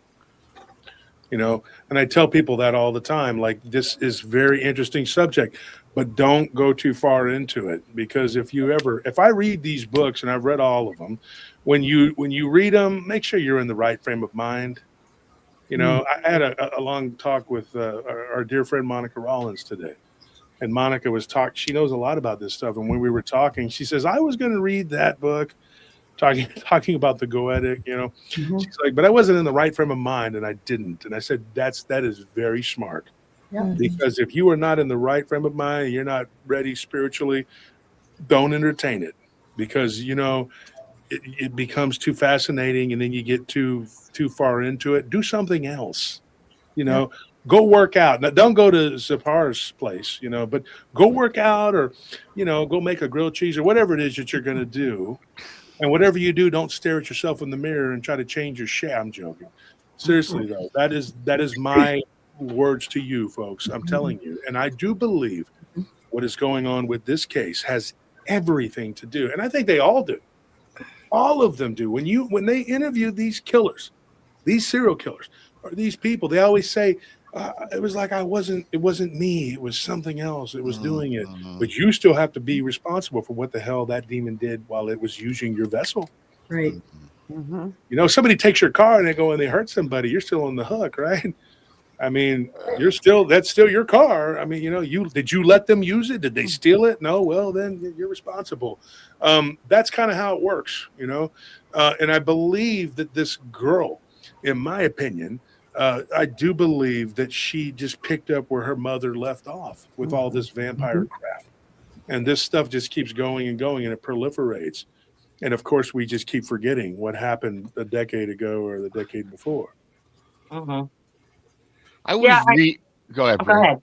No, go ahead. I was just going to say that, you know, it has evil written all over it. I mean, even when it comes down to her baby now, because she's had this name Aurora for this baby since she was with Nicholas.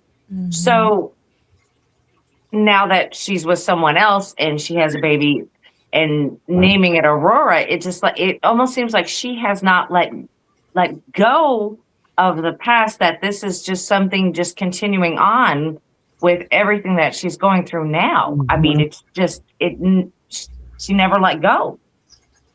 And it's just really weird how, you know, the reports are saying now that she's not paying attention to the baby because the newness has worn off, and, you know, so what? She's got a baby. Oh, well, now what can I do now to get attention? And this just seems to be the pattern with her. Yeah, Yeah. because God There's forbid. more to that. Yeah, it's frightening. I hope and pray that that child is safe, and God only knows what is going to be passed down, because then Yeah. you have Dee Dee, you have Gypsy, and now you have Aurora. Where is it going to stop?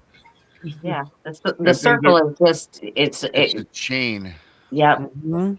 And there's a psychological connection there, and I believe, in my opinion, that this Visago, he's kind of the in between. He stands at the crossroads between psychology and demonology. You know, it's where the unconscious answers the questions that our minds don't want to answer, right? And then he has the answers because he keeps track of everything. It's a very powerful entity, and the worship of this being only makes it more powerful. Somebody asked me this one time in the chat. They were like, "Why do they want to be worshipped?" Because that's where the energy is. You are obsessing on something. I told these people that attack me, I said they claim to be fundamentalist Christians. I said, you are committing idolatry. How are you committing idolatry? Because you're focusing on me. And you're not doing you, and you're not living your life, and you're not following God. You're more worried about hating me than worshiping God and being kind to your fellow Christian people, your fellow man. Yeah. Why would you be so focused on me? Focusing on me is idolatry. You know? Absolutely. You know, I was looking some stuff up today, Josh, and a lot of times myself with Brandy and Krista, we've talked about this stuff before. But I was looking up something here. I want your take on this. It says here, I had to write this down, that Gypsy Rose throughout her childhood was always high on drugs or substances provided by her mother. And Dee Dee also struggled with demons and addictions. And it says that the demons and the vampiric, because I backslash both those, always prey on the weak-minded. I think that, there's something to that with all of this stuff. I think that it opens up your mind, and it's a floodgate for all of these nefarious entities it's easier for them to enter versus somebody with a stronger mind. Yeah. Anything with that? You dig that? Yeah, and I think that there are certain demons that can serve as the bridge between the mentally unfit or unwell, Right. and then they kind of lead you into the more hardcore. I've heard funny things where people have said that Bigfoot is the gateway cryptid, right? You start out being into Bigfoot, and the next thing you know, you're like Mothman and all this other. Then you get into all the really weird stuff, like what is this crawler, you know? Right. I think it's kind of like that with anything. There's, when I was young, they always had the marijuana ads where the girl was deflated. She was like, that's all she does all day. She just does that because she smoked one marijuana and now she's doomed. I was over there like, this shit ain't true. What the freaking heck are they talking? I got to go to work. I'm joking. I did things. I did some things. But I would laugh at those commercials and I'd be like, those are kids that have time for that crap. Right. Like I can't tell you how many times I had to go to pizza delivery job high as shit because I didn't have time to deflate myself back up and go. You just powered through it, right? Right. But the gateway drug, they always said, don't smoke marijuana. Don't smoke it. Just one marijuana will make you flip out and jump out a window and kill the whole neighborhood, right? They used to pretend like that was it was reefer madness. Right, it was reefer madness. There's a guy waiting around the corner. And he bangs a woman up top of the head with a club or a salami. I don't know what it was. And she falls, and then he's like, "Yeah, I'm gonna do my deed now. I smoked one marijuana. I'm ready to kill." It's like that never happened to me. I was taking like other stuff after the marijuana. Yeah, I did. I wanted something else. I was like, "This is cool. I mean, this gets you high, but what really will get you high?" And then you're at the club, and they're like, "Hey, man, take these pills," and you're like, what do they do? And it's like on what is it, Walk Hard? And like they take all your bad feelings and make you feel good. And he's like, I think I want some of that. Yeah, I was Dewey Cox. I was like, yeah, I'll take some of that. Let me try that. That makes me. And then they're doing cocaine. Well, what is that? Oh, it makes all your bad feelings and makes them feel good. Well, I'll think I want some of that. And you just keep going and going and going. But yes, that is true. Marijuana was the gateway drug. It didn't make me flip out Reefer Madness had it wrong. I just flipped out after I took the other drugs, right? That's what most people would do. And then eventually you're going like, what in the hell am I doing with my life? I got to stop doing this, dude. I mean, I'm just dealing this crap, or dealing with this crap, and I gotta quit, But that's what happens. I really believe this is what happens with these people. I think that Visago is kind of like that gateway drug, Maybe he's not the one making you kill, but he has friends. And if he can bring you in, these beings are very transactionary. And the mistake is that they're all on the same team. If that was the case, we'd all be in big, big trouble. I've said this before.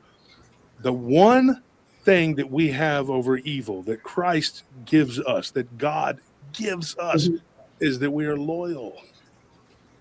There is no loyalty in evil. They would sell you out, for whatever, dude. It doesn't matter. $2 in a pack of super cools. I mean, it doesn't matter. They don't care. You mean nothing to them. I've seen it.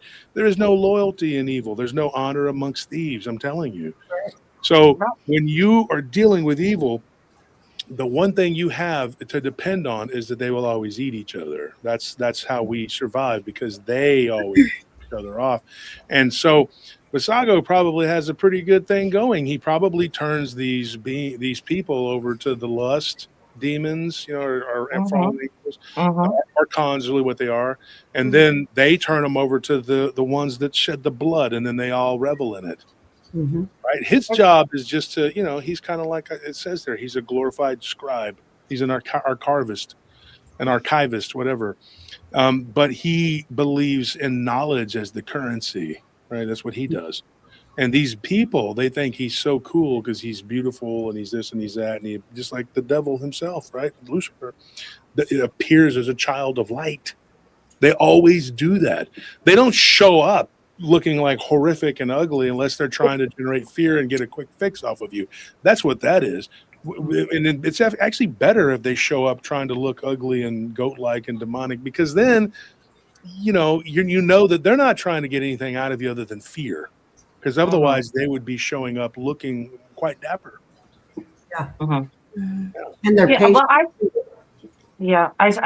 think that it could kind of go both ways from what you're saying. It's like he's like, okay, in his realm, he's like, everybody come on over here, look what I have. Mm-hmm. So that creates chaos in our realm, but also with all of them rushing to what he's found, it's creating chaos in his realm. So it's like just like he's feeding off of everything and everyone in both sides. Mm-hmm. That's what it seems like to me. I don't know if that made sense or come across right, but it just seems like it's just the whole point of what he's doing is making chaos no matter where he goes, and doesn't matter whom with or what with. You know what I mean? It's just chaos.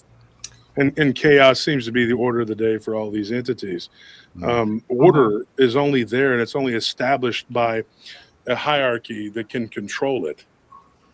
I mean, if you have no control over it, then, that's it. And I don't think there really is much control. If the stories are deep to be believed, Saturn is the prison. I've heard it both ways. I've heard that Saturn, the black cube at the top of Saturn, if people don't know it, look it up. Some say that it is the prison of Lucifer, but others say that it is the prison of Azazel. So there could be different things there. Now, Azazel's not one of those guys. He is something else. He was one of the worst offenders of the 200 fallen. And of course, they are told, like in the book of Enoch, I mean, they are said basically that they fell in with the Shaitan. That means that the Shaitan were already here. Something totally different was already here. And then they came and look what you did. And God was very angry with them because, I put you in charge. And what do? You become just like these beings that I kicked out of heaven, So it had to be very disappointing, for God to have to deal with these, his own, whatever. And then people will honor these beings and they'll, give them supplication. I mean, these beings are what they are for a reason, And when I tell people, why are they evil? Why are they evil? Because if you don't have God, if you don't have Christ, then you are susceptible to what I believe is the dark matter, the black goo.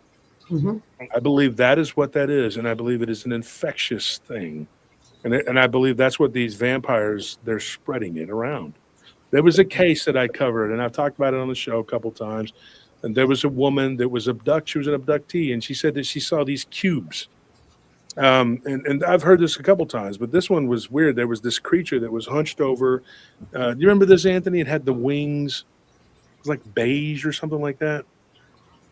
Yeah. And it was like this. I mean, she didn't see the front of it. But it kind of looked like a winged demon. And when she asked this alien being like what that was, that being said that thing carries a disease. What did it say? Like a parasite, like a virus, but it was like a parasitic disease. Yeah, like a plague. Yeah. And it said that being is capable of corrupting and destroying worlds because of what it carries, and it's heavy, with it, And so she said it was weird when she came back. It was one of those where she had been abducted, but it was a spiritual abduction. People that they get abducted, they have both physical and spiritual. One of the questions I ask everybody when I interview them, if you've been interviewed by me, you already know, have you had an NDE or an OBE, right? Near-death experience, out-of-body experience, or have you been an abductee? And a lot of times the answer is yes. And they will have missing time. And that is part and parcel of this whole thing. I think that if more ghost researchers and more cryptid researchers would do their homework, they would realize how close we are related to this. I think that there is this misconception that you're over there and you're studying Bigfoot, and I'm over here studying ghosts, and they're over there studying UFOs. We're all in this together. That was the point of my conferences, and then of course y'all's Crossing Realms conference. That was the whole point of those conferences. Were to bring the whole thing together so that we could work together and we could study and cross over with these research and these cases. And now you have all these shows like ours that are really hybrids. These are hybrid shows. And I'm telling you, that is one of the most important things. When this woman started talking about that, I was like, Tony was sitting across from me. I was like, that's a vampire. That is a vampire. Like, I knew that's what that was. And she's like, well, I don't know what it was, but it was in a cube. And I was like, those aliens had a vampire, probably from who knows where. Maybe that was its original form. I don't know. But that is what that is. I think that what those flying ones are, and there's a type of demon, this is a Nephilim demon, that are found that fly through the air. And they're not as strong as these ground-based vampires. I mean, demons, but they are known to be vampiric. And they could be like a subspecies that was genetically altered or tampered or messed with by the Anunnaki or the Fallen, the Archon, whatever you want to call them. And that could be what they are. And maybe they were hit with that parasite, and then they escaped or whatever. Who the hell knows? I know the chupacabra of the Puerto Rican chupacabra lore is known to be highly vampiric. It just straight up drinks blood. And it is a little spiny looking little creature. And I still say that the narcos are the ones that took it to the mainland, and then it got up here into Texas, and now it's spread out because they wanted these things as pets. Right. And so they ended up selling them to the narcos in Cuba. And then by way of Cuba, I believe that it ended up in Colombia, and then it just spread around all over the place. That's why Latin America is so full of them. But I think they originated in Puerto Rico. And I do believe that it comes from the black goo. People have talked about shooting and killing these things, and black sludge comes out of them and goes down into the earth like oil. Yeah, it's really weird. I mean, and when you look at this, I don't know, man. I think that's what it is. I think that there's a parasite that gets into these people, and then they become that, and I think that these demons, they use these people as instruments to spread this garbage, and it screws their mind. It is a little piece of the abyss. That's what I think it is. You were talking about, let's backtrack a little bit about reading that book, make sure that you're prayed up, and, if you have, anything negative going on, don't read it. and same thing that we preach about, even like doing paranormal activity, going to investigations that we do, if we're not in our right mind or even feeling ill, if we have a cold, we don't go, you have to be at your best. And, it's very, very true what you were saying about that. And the demonic, they're very patient. They will wait. And they're tricky, as you said, Josh. Like you said, they're not going to come as some big, ugly monster. They're going to come as portraying themselves as a nice elderly lady or a little kid. And, I don't believe in children ghosts for that reason. Mm-hmm. Yeah, because Visago, the demon that could be behind all of this, he appears as a child. Yeah. Oftentimes he has the appearance of this, wayward child. And that's one of the things you said, Rain, about how Gypsy likes to be like, I'm Gypsy, blah, blah, blah. Right. That's his part right there. Right? Yes. Well, I'm finding you had mentioned about the names and the connections and how they have meanings. So you were saying earlier, Gaul means like corrupted. Okay.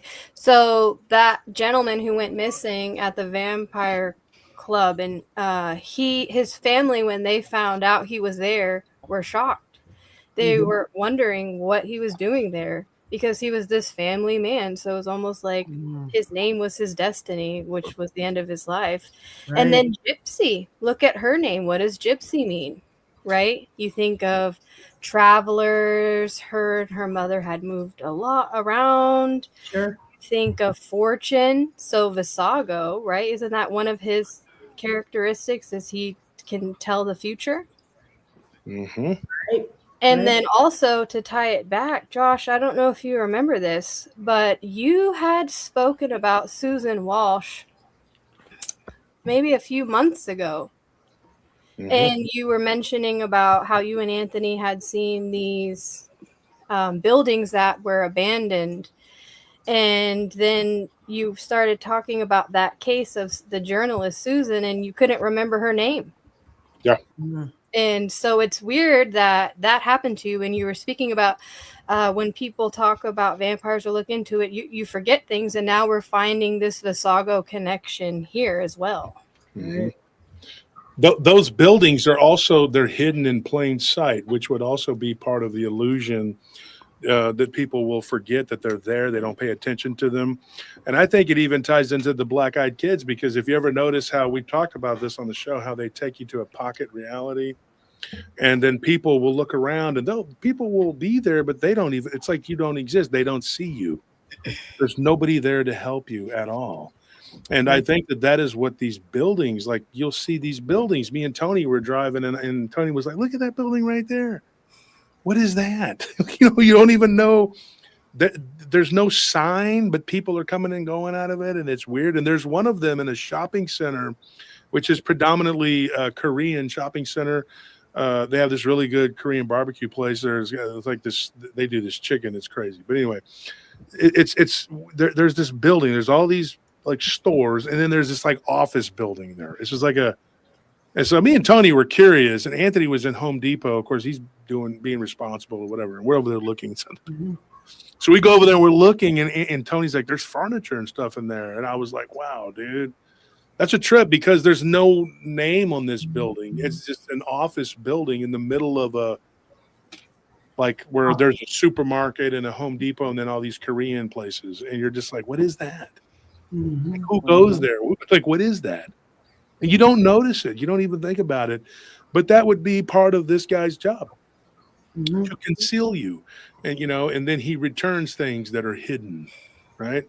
And that to me, I think that has everything to do with this case. And when we look at, these cases, I think we're not looking at the big picture. We're not looking at the whole enchilada, because I think that there is a huge evil element to these things that is just completely overlooked.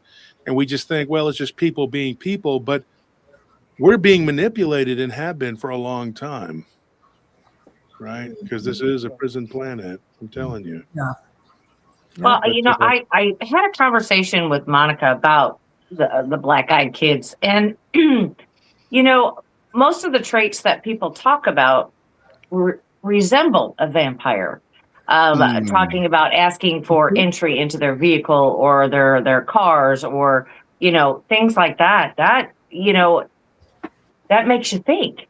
But we also talked about, if you welcome them in, can you revoke that invitation? Can you say, hey, you need to leave now, and you're not welcome here? Would they leave? This is the problem. This is the problem here. And I'm going to say, this is what my take on this is. And I'm just going to say it. If you allow one of these entities in, right? I don't know if you've ever dealt with, because in security, you deal with like groups, like gangs of teenagers. They'll be playing basketball. And if you tell one of them anything at all, the rest of them assume that they're on board with whatever you told that one. There was a kid that used to work out at one of our facilities, and he was a good kid. I knew him since he was younger. He was in football, and as he got older, 2 or 3 years later, he was, he had a bunch of his little friends there one time at the pool. I said, hey, his name was Tarvin. I said, Tarvin, your friends, you can be here because you live and you can have one guest, but you can't all be in the pool. Right. And so because I had told him that him and one guest, then an hour later, oh, you said that we could be. I said you and one guest. Which one is it? You didn't pick one. You got 4 of them there. And then they started doing the same thing with the basketball court. They started doing the same thing with the weight room. And so I just told them, look, I was pretty much in charge of the overnight. And I said, as long as you're not making noise and becoming unruly, I don't have a problem with it. But what they did, 1 or 2 of them would still do whatever. And I said, look, I can't tell you which ones of these are the ones doing it, right? There's a group of you. So you're all going to be punished accordingly, right? You're all going to be punished as a group. You're all kicked out, right? And so when I told the manager, I said, I gave them an opportunity. And then he always has them as a group. I punished them as a group. And she said, okay, that's fine. Then one day he comes to me and he says, well, why can't you be cool and just let me work out? I said, because you come with others. It's not just you. You'll be there tonight with all your friends. When you tell these beings to get out, that you're not allowed after you've let them in, you might get rid of the one that you were, but what about the ones they bring with them? They don't come alone. And if you ever heard of a black-eyed kid alone, they're usually with 2 or 3. Yep. So if you, the invitation, you have to give them an invitation. Don't have a welcome mat. I'm going to tell you that. Right. If you give them an invitation, you say, I rebuke you in the name of Christ. Who are you rebuking? Which one? Do you have their name? Do you have the authority? Because they fall under these spiritual legalities that a lot of people don't know exist. And they're like lawyers. They use it. Believe me, they use it. Why do you think that sacred geometry is what it is? That you need these certain symbols to open certain things? Because, folks, this is a matrix. People don't understand that. Why does it matter? Because there are cheat codes that some of these people and beings know that you don't know. There are secret handshakes behind places that you don't understand, that you don't know. That's what masonry is in and of itself. It's the knowing of things that you don't know. And so when you say, I rebuke you in the name of Christ, you have to say this. And folks, this is very important. I'm not a priest, but I can tell you, you have to say it. In the name of Christ, I rebuke any and all evil that is here to do harm, that is not welcome here. I do not welcome you here. I rescind any and all invitation, and I rebuke you in the name of Christ. I tie, bind, and rebuke you. And any power you have is now gone. You don't have any authority here, no power here on my land, and you need to walk it all the way to the edges of your property. And I would take it a step further. I'd put rock salt in the corners. That's what I do. Put rock salt and holy water, everything in the name of the Father, the Son, and the Holy Ghost. I mean, you have to be very strong with this. And I tell everybody, Saint Benedict is a very important, it's a very powerful medallion. I keep them with me everywhere, and they have done. I'm wearing it on my neck right now. We're talking about this stuff, and that right there, I'm telling you, that'll do it. But you have to have strong faith and don't allow them the spiritual openings. Now, if you have a bunch of problems with yourself, spiritually, mentally, physically, then they're going to hang around. And if you keep giving them those spiritual openings, well, guess what? It's on you. Because like I said, they deal like lawyers with spiritual legality. Yeah. And so that's it. I do believe you can rescind it because they trick you. They try to trick you all the time. And when you do something not correct, you're giving yourself that spiritual opening. Yep. And entities like the Visago entity, they dwell in that realm of forgetfulness. That's what they do. Yep. You know, we were talking a while ago about, like, we're talking about being invited in. You know, you're talking about the black eyed kids. You even mentioned the welcome mat. I even heard things about, like, if you're up late at night and you're watching some obscure channel on YouTube or some dumb B movie or a podcast, and if you're sleeping or half falling asleep, and all of a sudden during this program, let's say it's you're watching something that's demonic or something, a case like that, or something with witchcraft, and then they start talking in a dialect you're unfamiliar with, they're casting a spell and a chant. I even heard that can be brought through your television, and as you're sleeping, it enters your conscious mind. And I've heard stories of people that would wake up the next day and later on their life went upside down, and they couldn't pinpoint it Right. until it was figured out that maybe it was the things they watched late at night, which they have no idea what these people are talking about.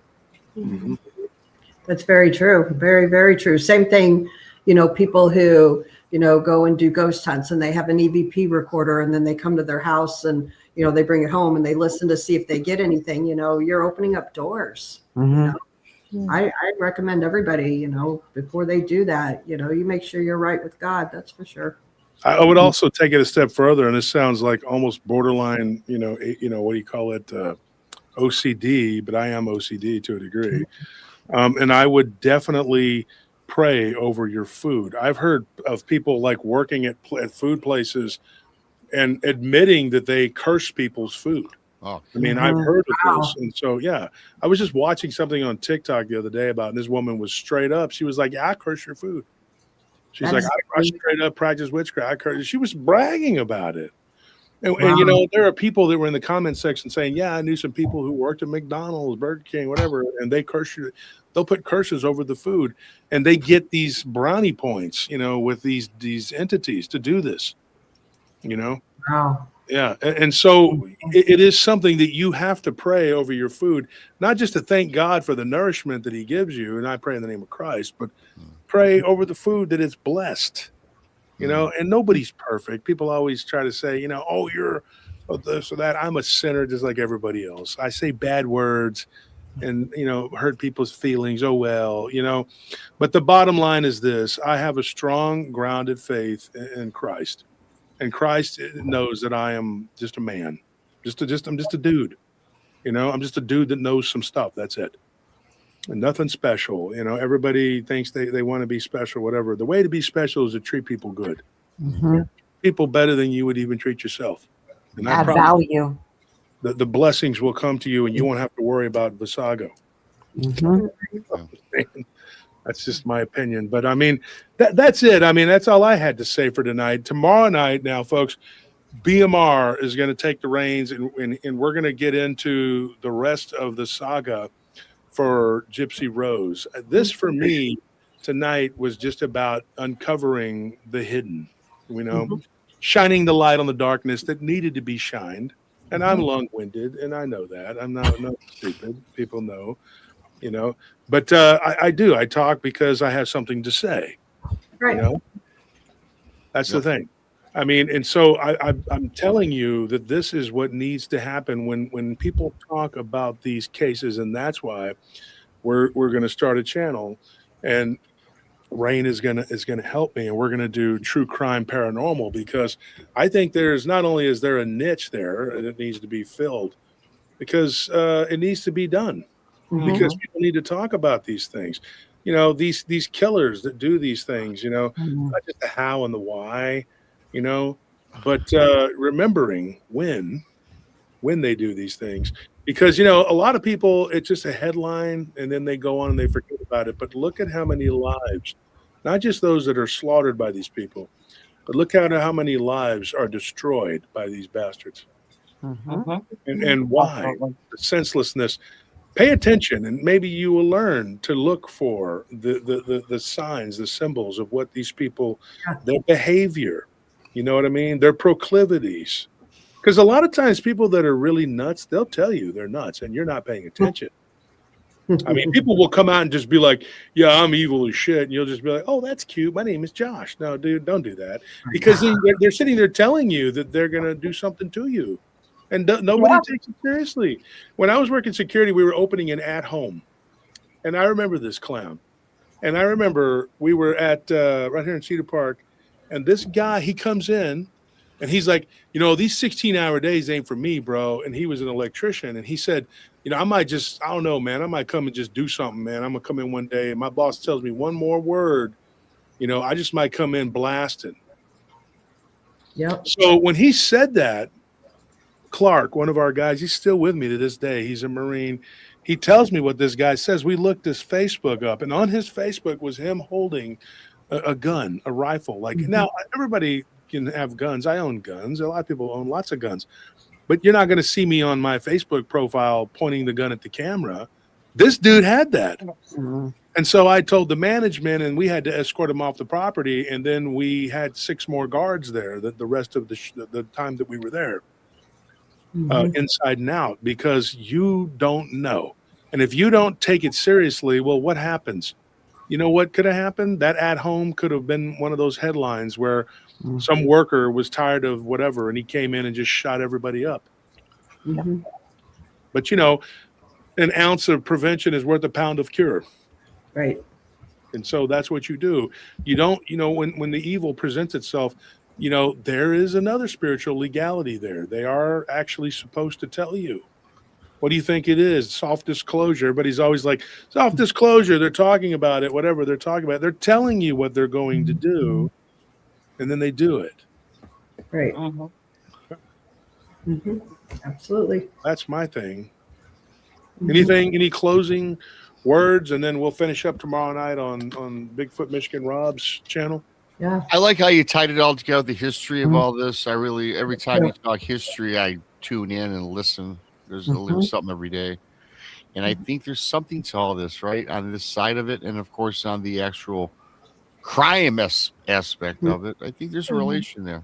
Yeah. And not just on the Gypsy Rose either. It's a lot of, as you said, like a lot of the serial killers and stuff that are out there.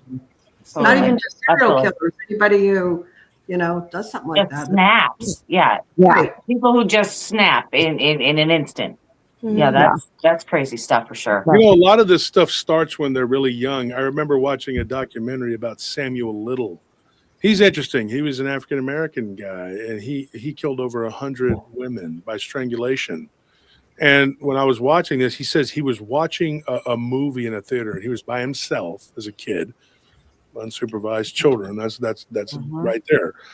But he said that he remembers seeing this snake strangulate a woman, and he thought, man, he goes, I was engrossed in it. I was so taken by that I wanted to do that. And I was like, wow.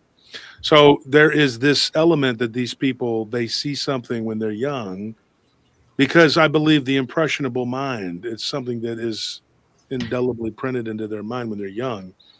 And I believe these demons, they go after that. Something happened to Gypsy Rose when she was young. Yeah. And it imprinted upon her own mother entertaining all of this BS, you know, and then ultimately I think she became a victim of her own creation. Right. Very That's much so. my opinion. And I'd like to touch on what you had brought up about her having her own daughter now, too.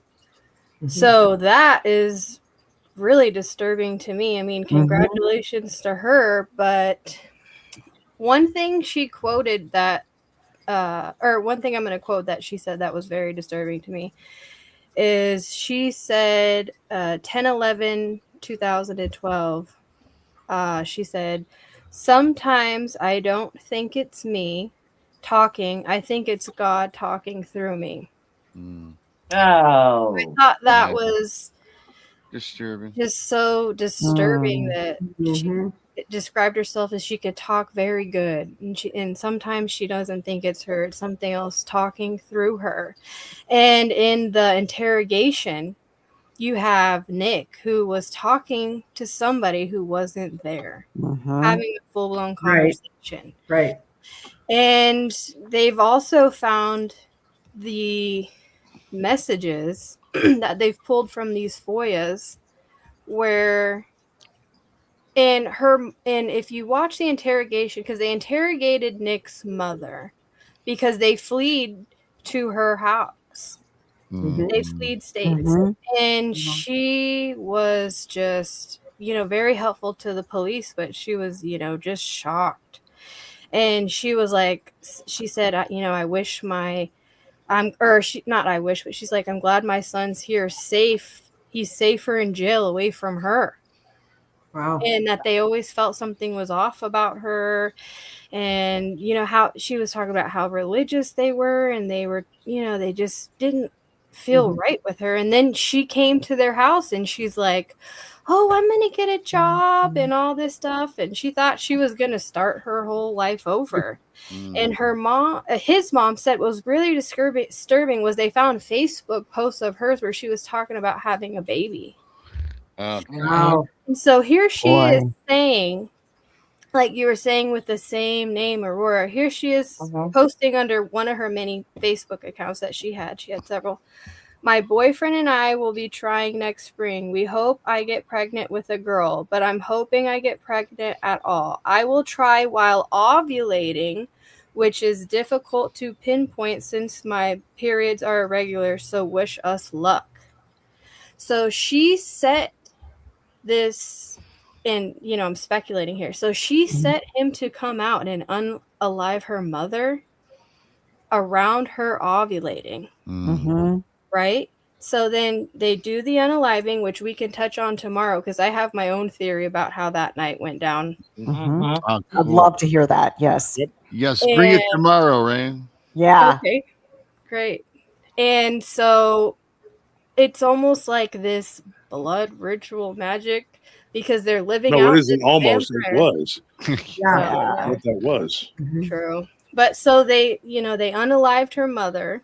She's saying here she's planning it around her ovulation, and then she wants to, have this, get pregnant when did that right when her mother was laying next to her. Some people speculate they did it and made the mother watch. I mean, there's a lot you could go down that rabbit hole with this whole situation, but she wanted to have a baby with him.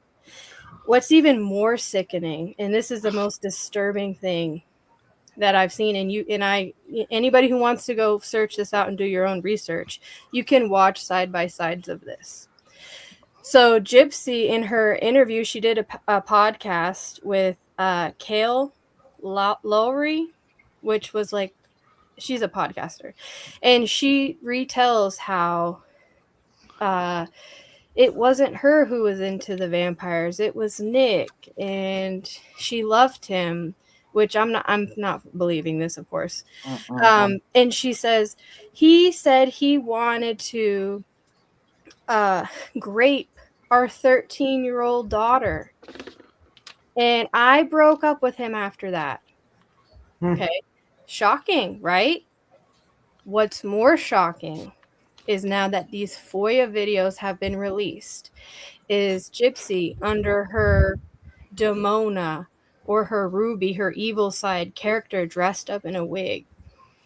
She's the one who said that. She said, and my master, when our daughter turns 13, I'm going to explain to her that we're vampires and that she has to keep our secret, and you're going to be the one to take her virginity. Oh, gosh. Yep. Wow. That is some sick stuff there, man. Yeah. And if you're also producing, like, this is something that was common in certain cultures, like the Aztecs did this. The people don't like to hear this. They get real offended. They think that I'm attacking. No, I'm just being honest about what they did. They had a ritual where there was somebody that they took and they gave them everything for an entire year.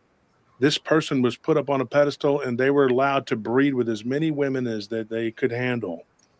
And then at the end of that year, they cut off their head and pulled out their beating heart. Right? This is the Aztecs. They were very brutal. They did this. That's better than most of them. Got a lot of their enemies just got their heart taken out. They didn't get to have a year of fun or whatever.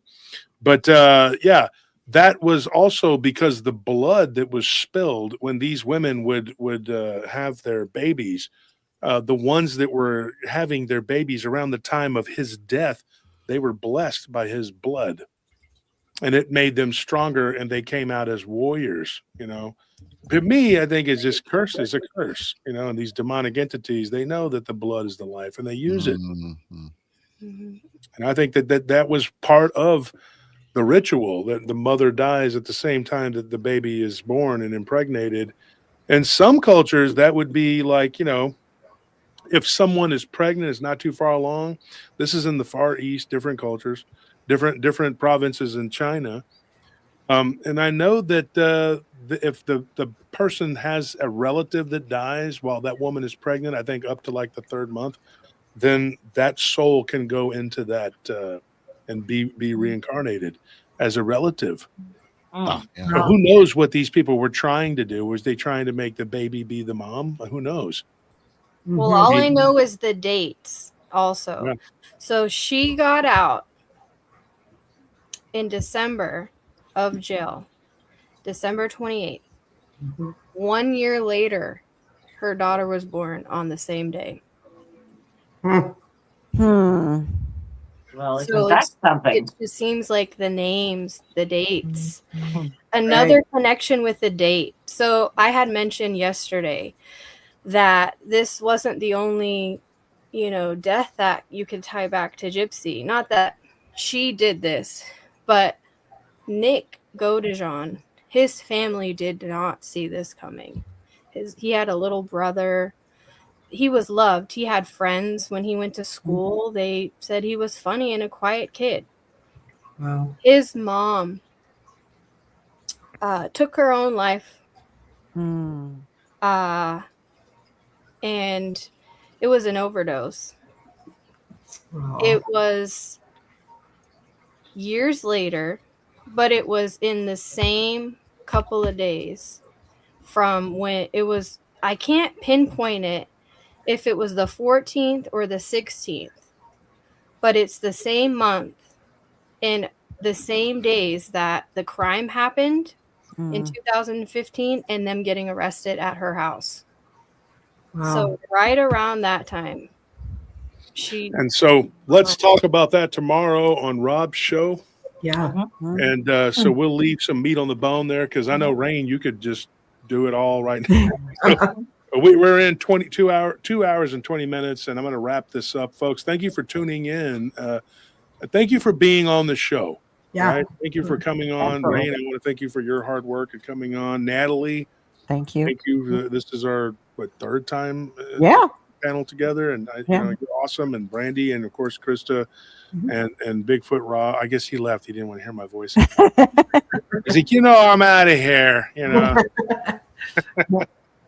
But I did my part. My part was the paranormal part of it, the whatever, and there'll be more of it tomorrow for sure. But we're going to continue tomorrow with Rain and with BMR. We're going to wrap this thing up, dude. I think it's been awesome. I've had a lot of fun with this. I've enjoyed this. Yeah. I had fun. I love this. It was fun on the Blondes. This was fun. It'll be fun tomorrow night. The late show. It'll be great. Yeah. And I got to get a hold of Rain so I can get her the link tomorrow somehow. Josh, you can we'll get her on there. We'll have her on the show for sure. And I want to thank everybody who showed up to listen to this. Now I want to apologize to Sean. He was his show that we recorded. He was our guest. He was going to be on. We'll have you on next Friday, Sean, and we'll talk about what was going on with you. And that's some good stuff. We had some some good stuff with him. Reptilians and Dogman and all kinds of stuff. Ghosts, everything you could think of. But and if anybody wants to get a hold of me, the banner, where is it at? Let me put it on here. This is where you go in case you're from another show here. Paranormal Experiences, Josh Turner, PRTpodcast.com, Josh Turner, PRT podcast.com if you want to hear my voice, or you could take it to Blondes and Booze, you could take it to BMR, you could do whatever you got to do. We're all friends. It doesn't matter. I'm going to let you guys pick a winner. We're going to just do one because we have to leave, but I'm going to let the audience, if anybody hasn't won, would you like to win a hoodie? I'm going to let Natalie, since you know what? I'll let Natalie and Rain pick. All two are the newer people. So each one of you pick some nice folks in the audience to win a PRT hoodie. Who wants to win a hoodie? Tell me you haven't won. If you haven't won, and be honest. Don't be like, well, I kind of won once, but I didn't like it. You know, I've never won one. You got one there. I have one. Okay. I pick Lawrence Shadow Wolf. Oh, And I picked Shadow Wolf. on 14133. all right.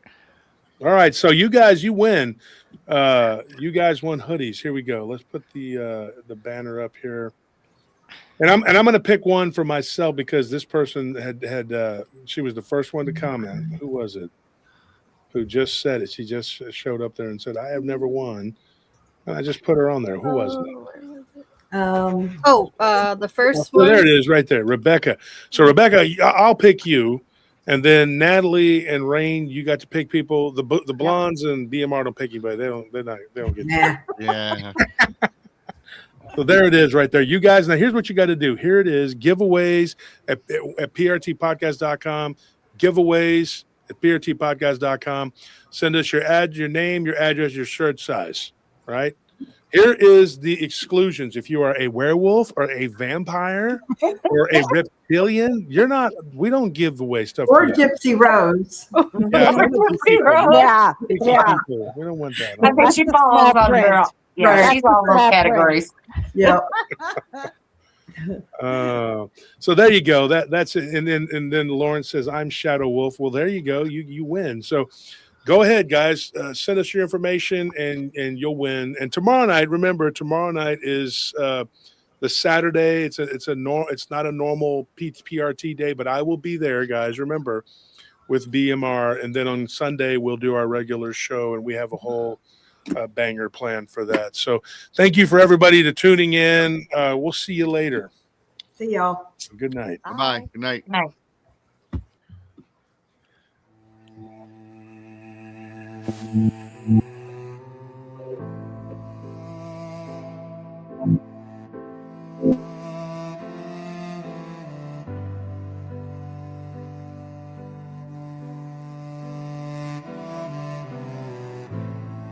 I don't remember.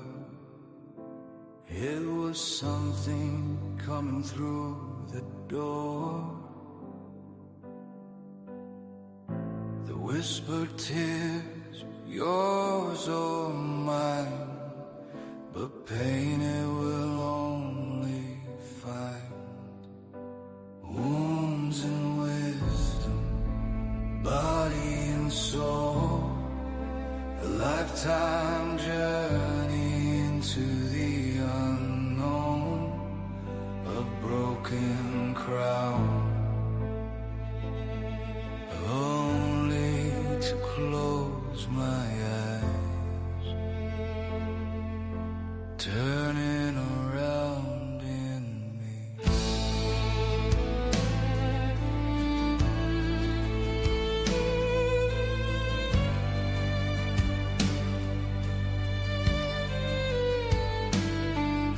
Slow motion death, a caravan of ghost stars falling as we watch the moon fade. Bones and wisdom, body and soul, a lifetime journey into the unknown, a broken crown.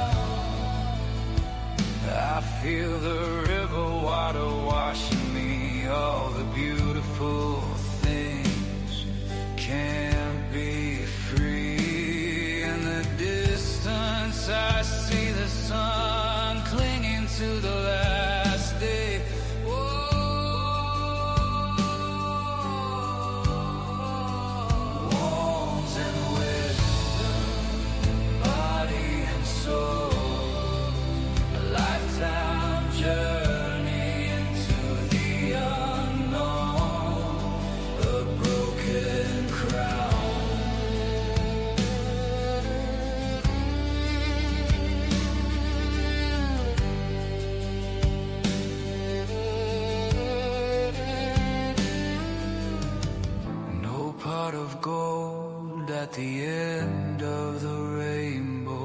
was a beautiful war of flesh and bone against spirit and consciousness.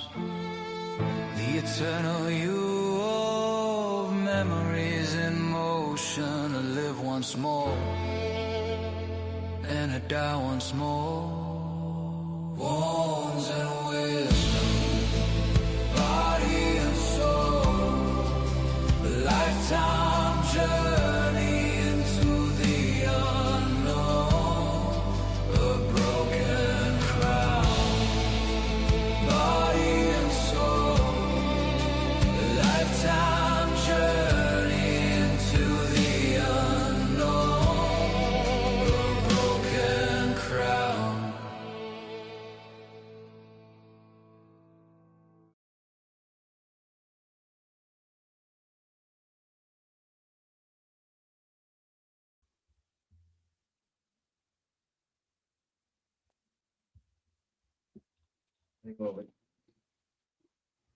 Oh, your camera's not on.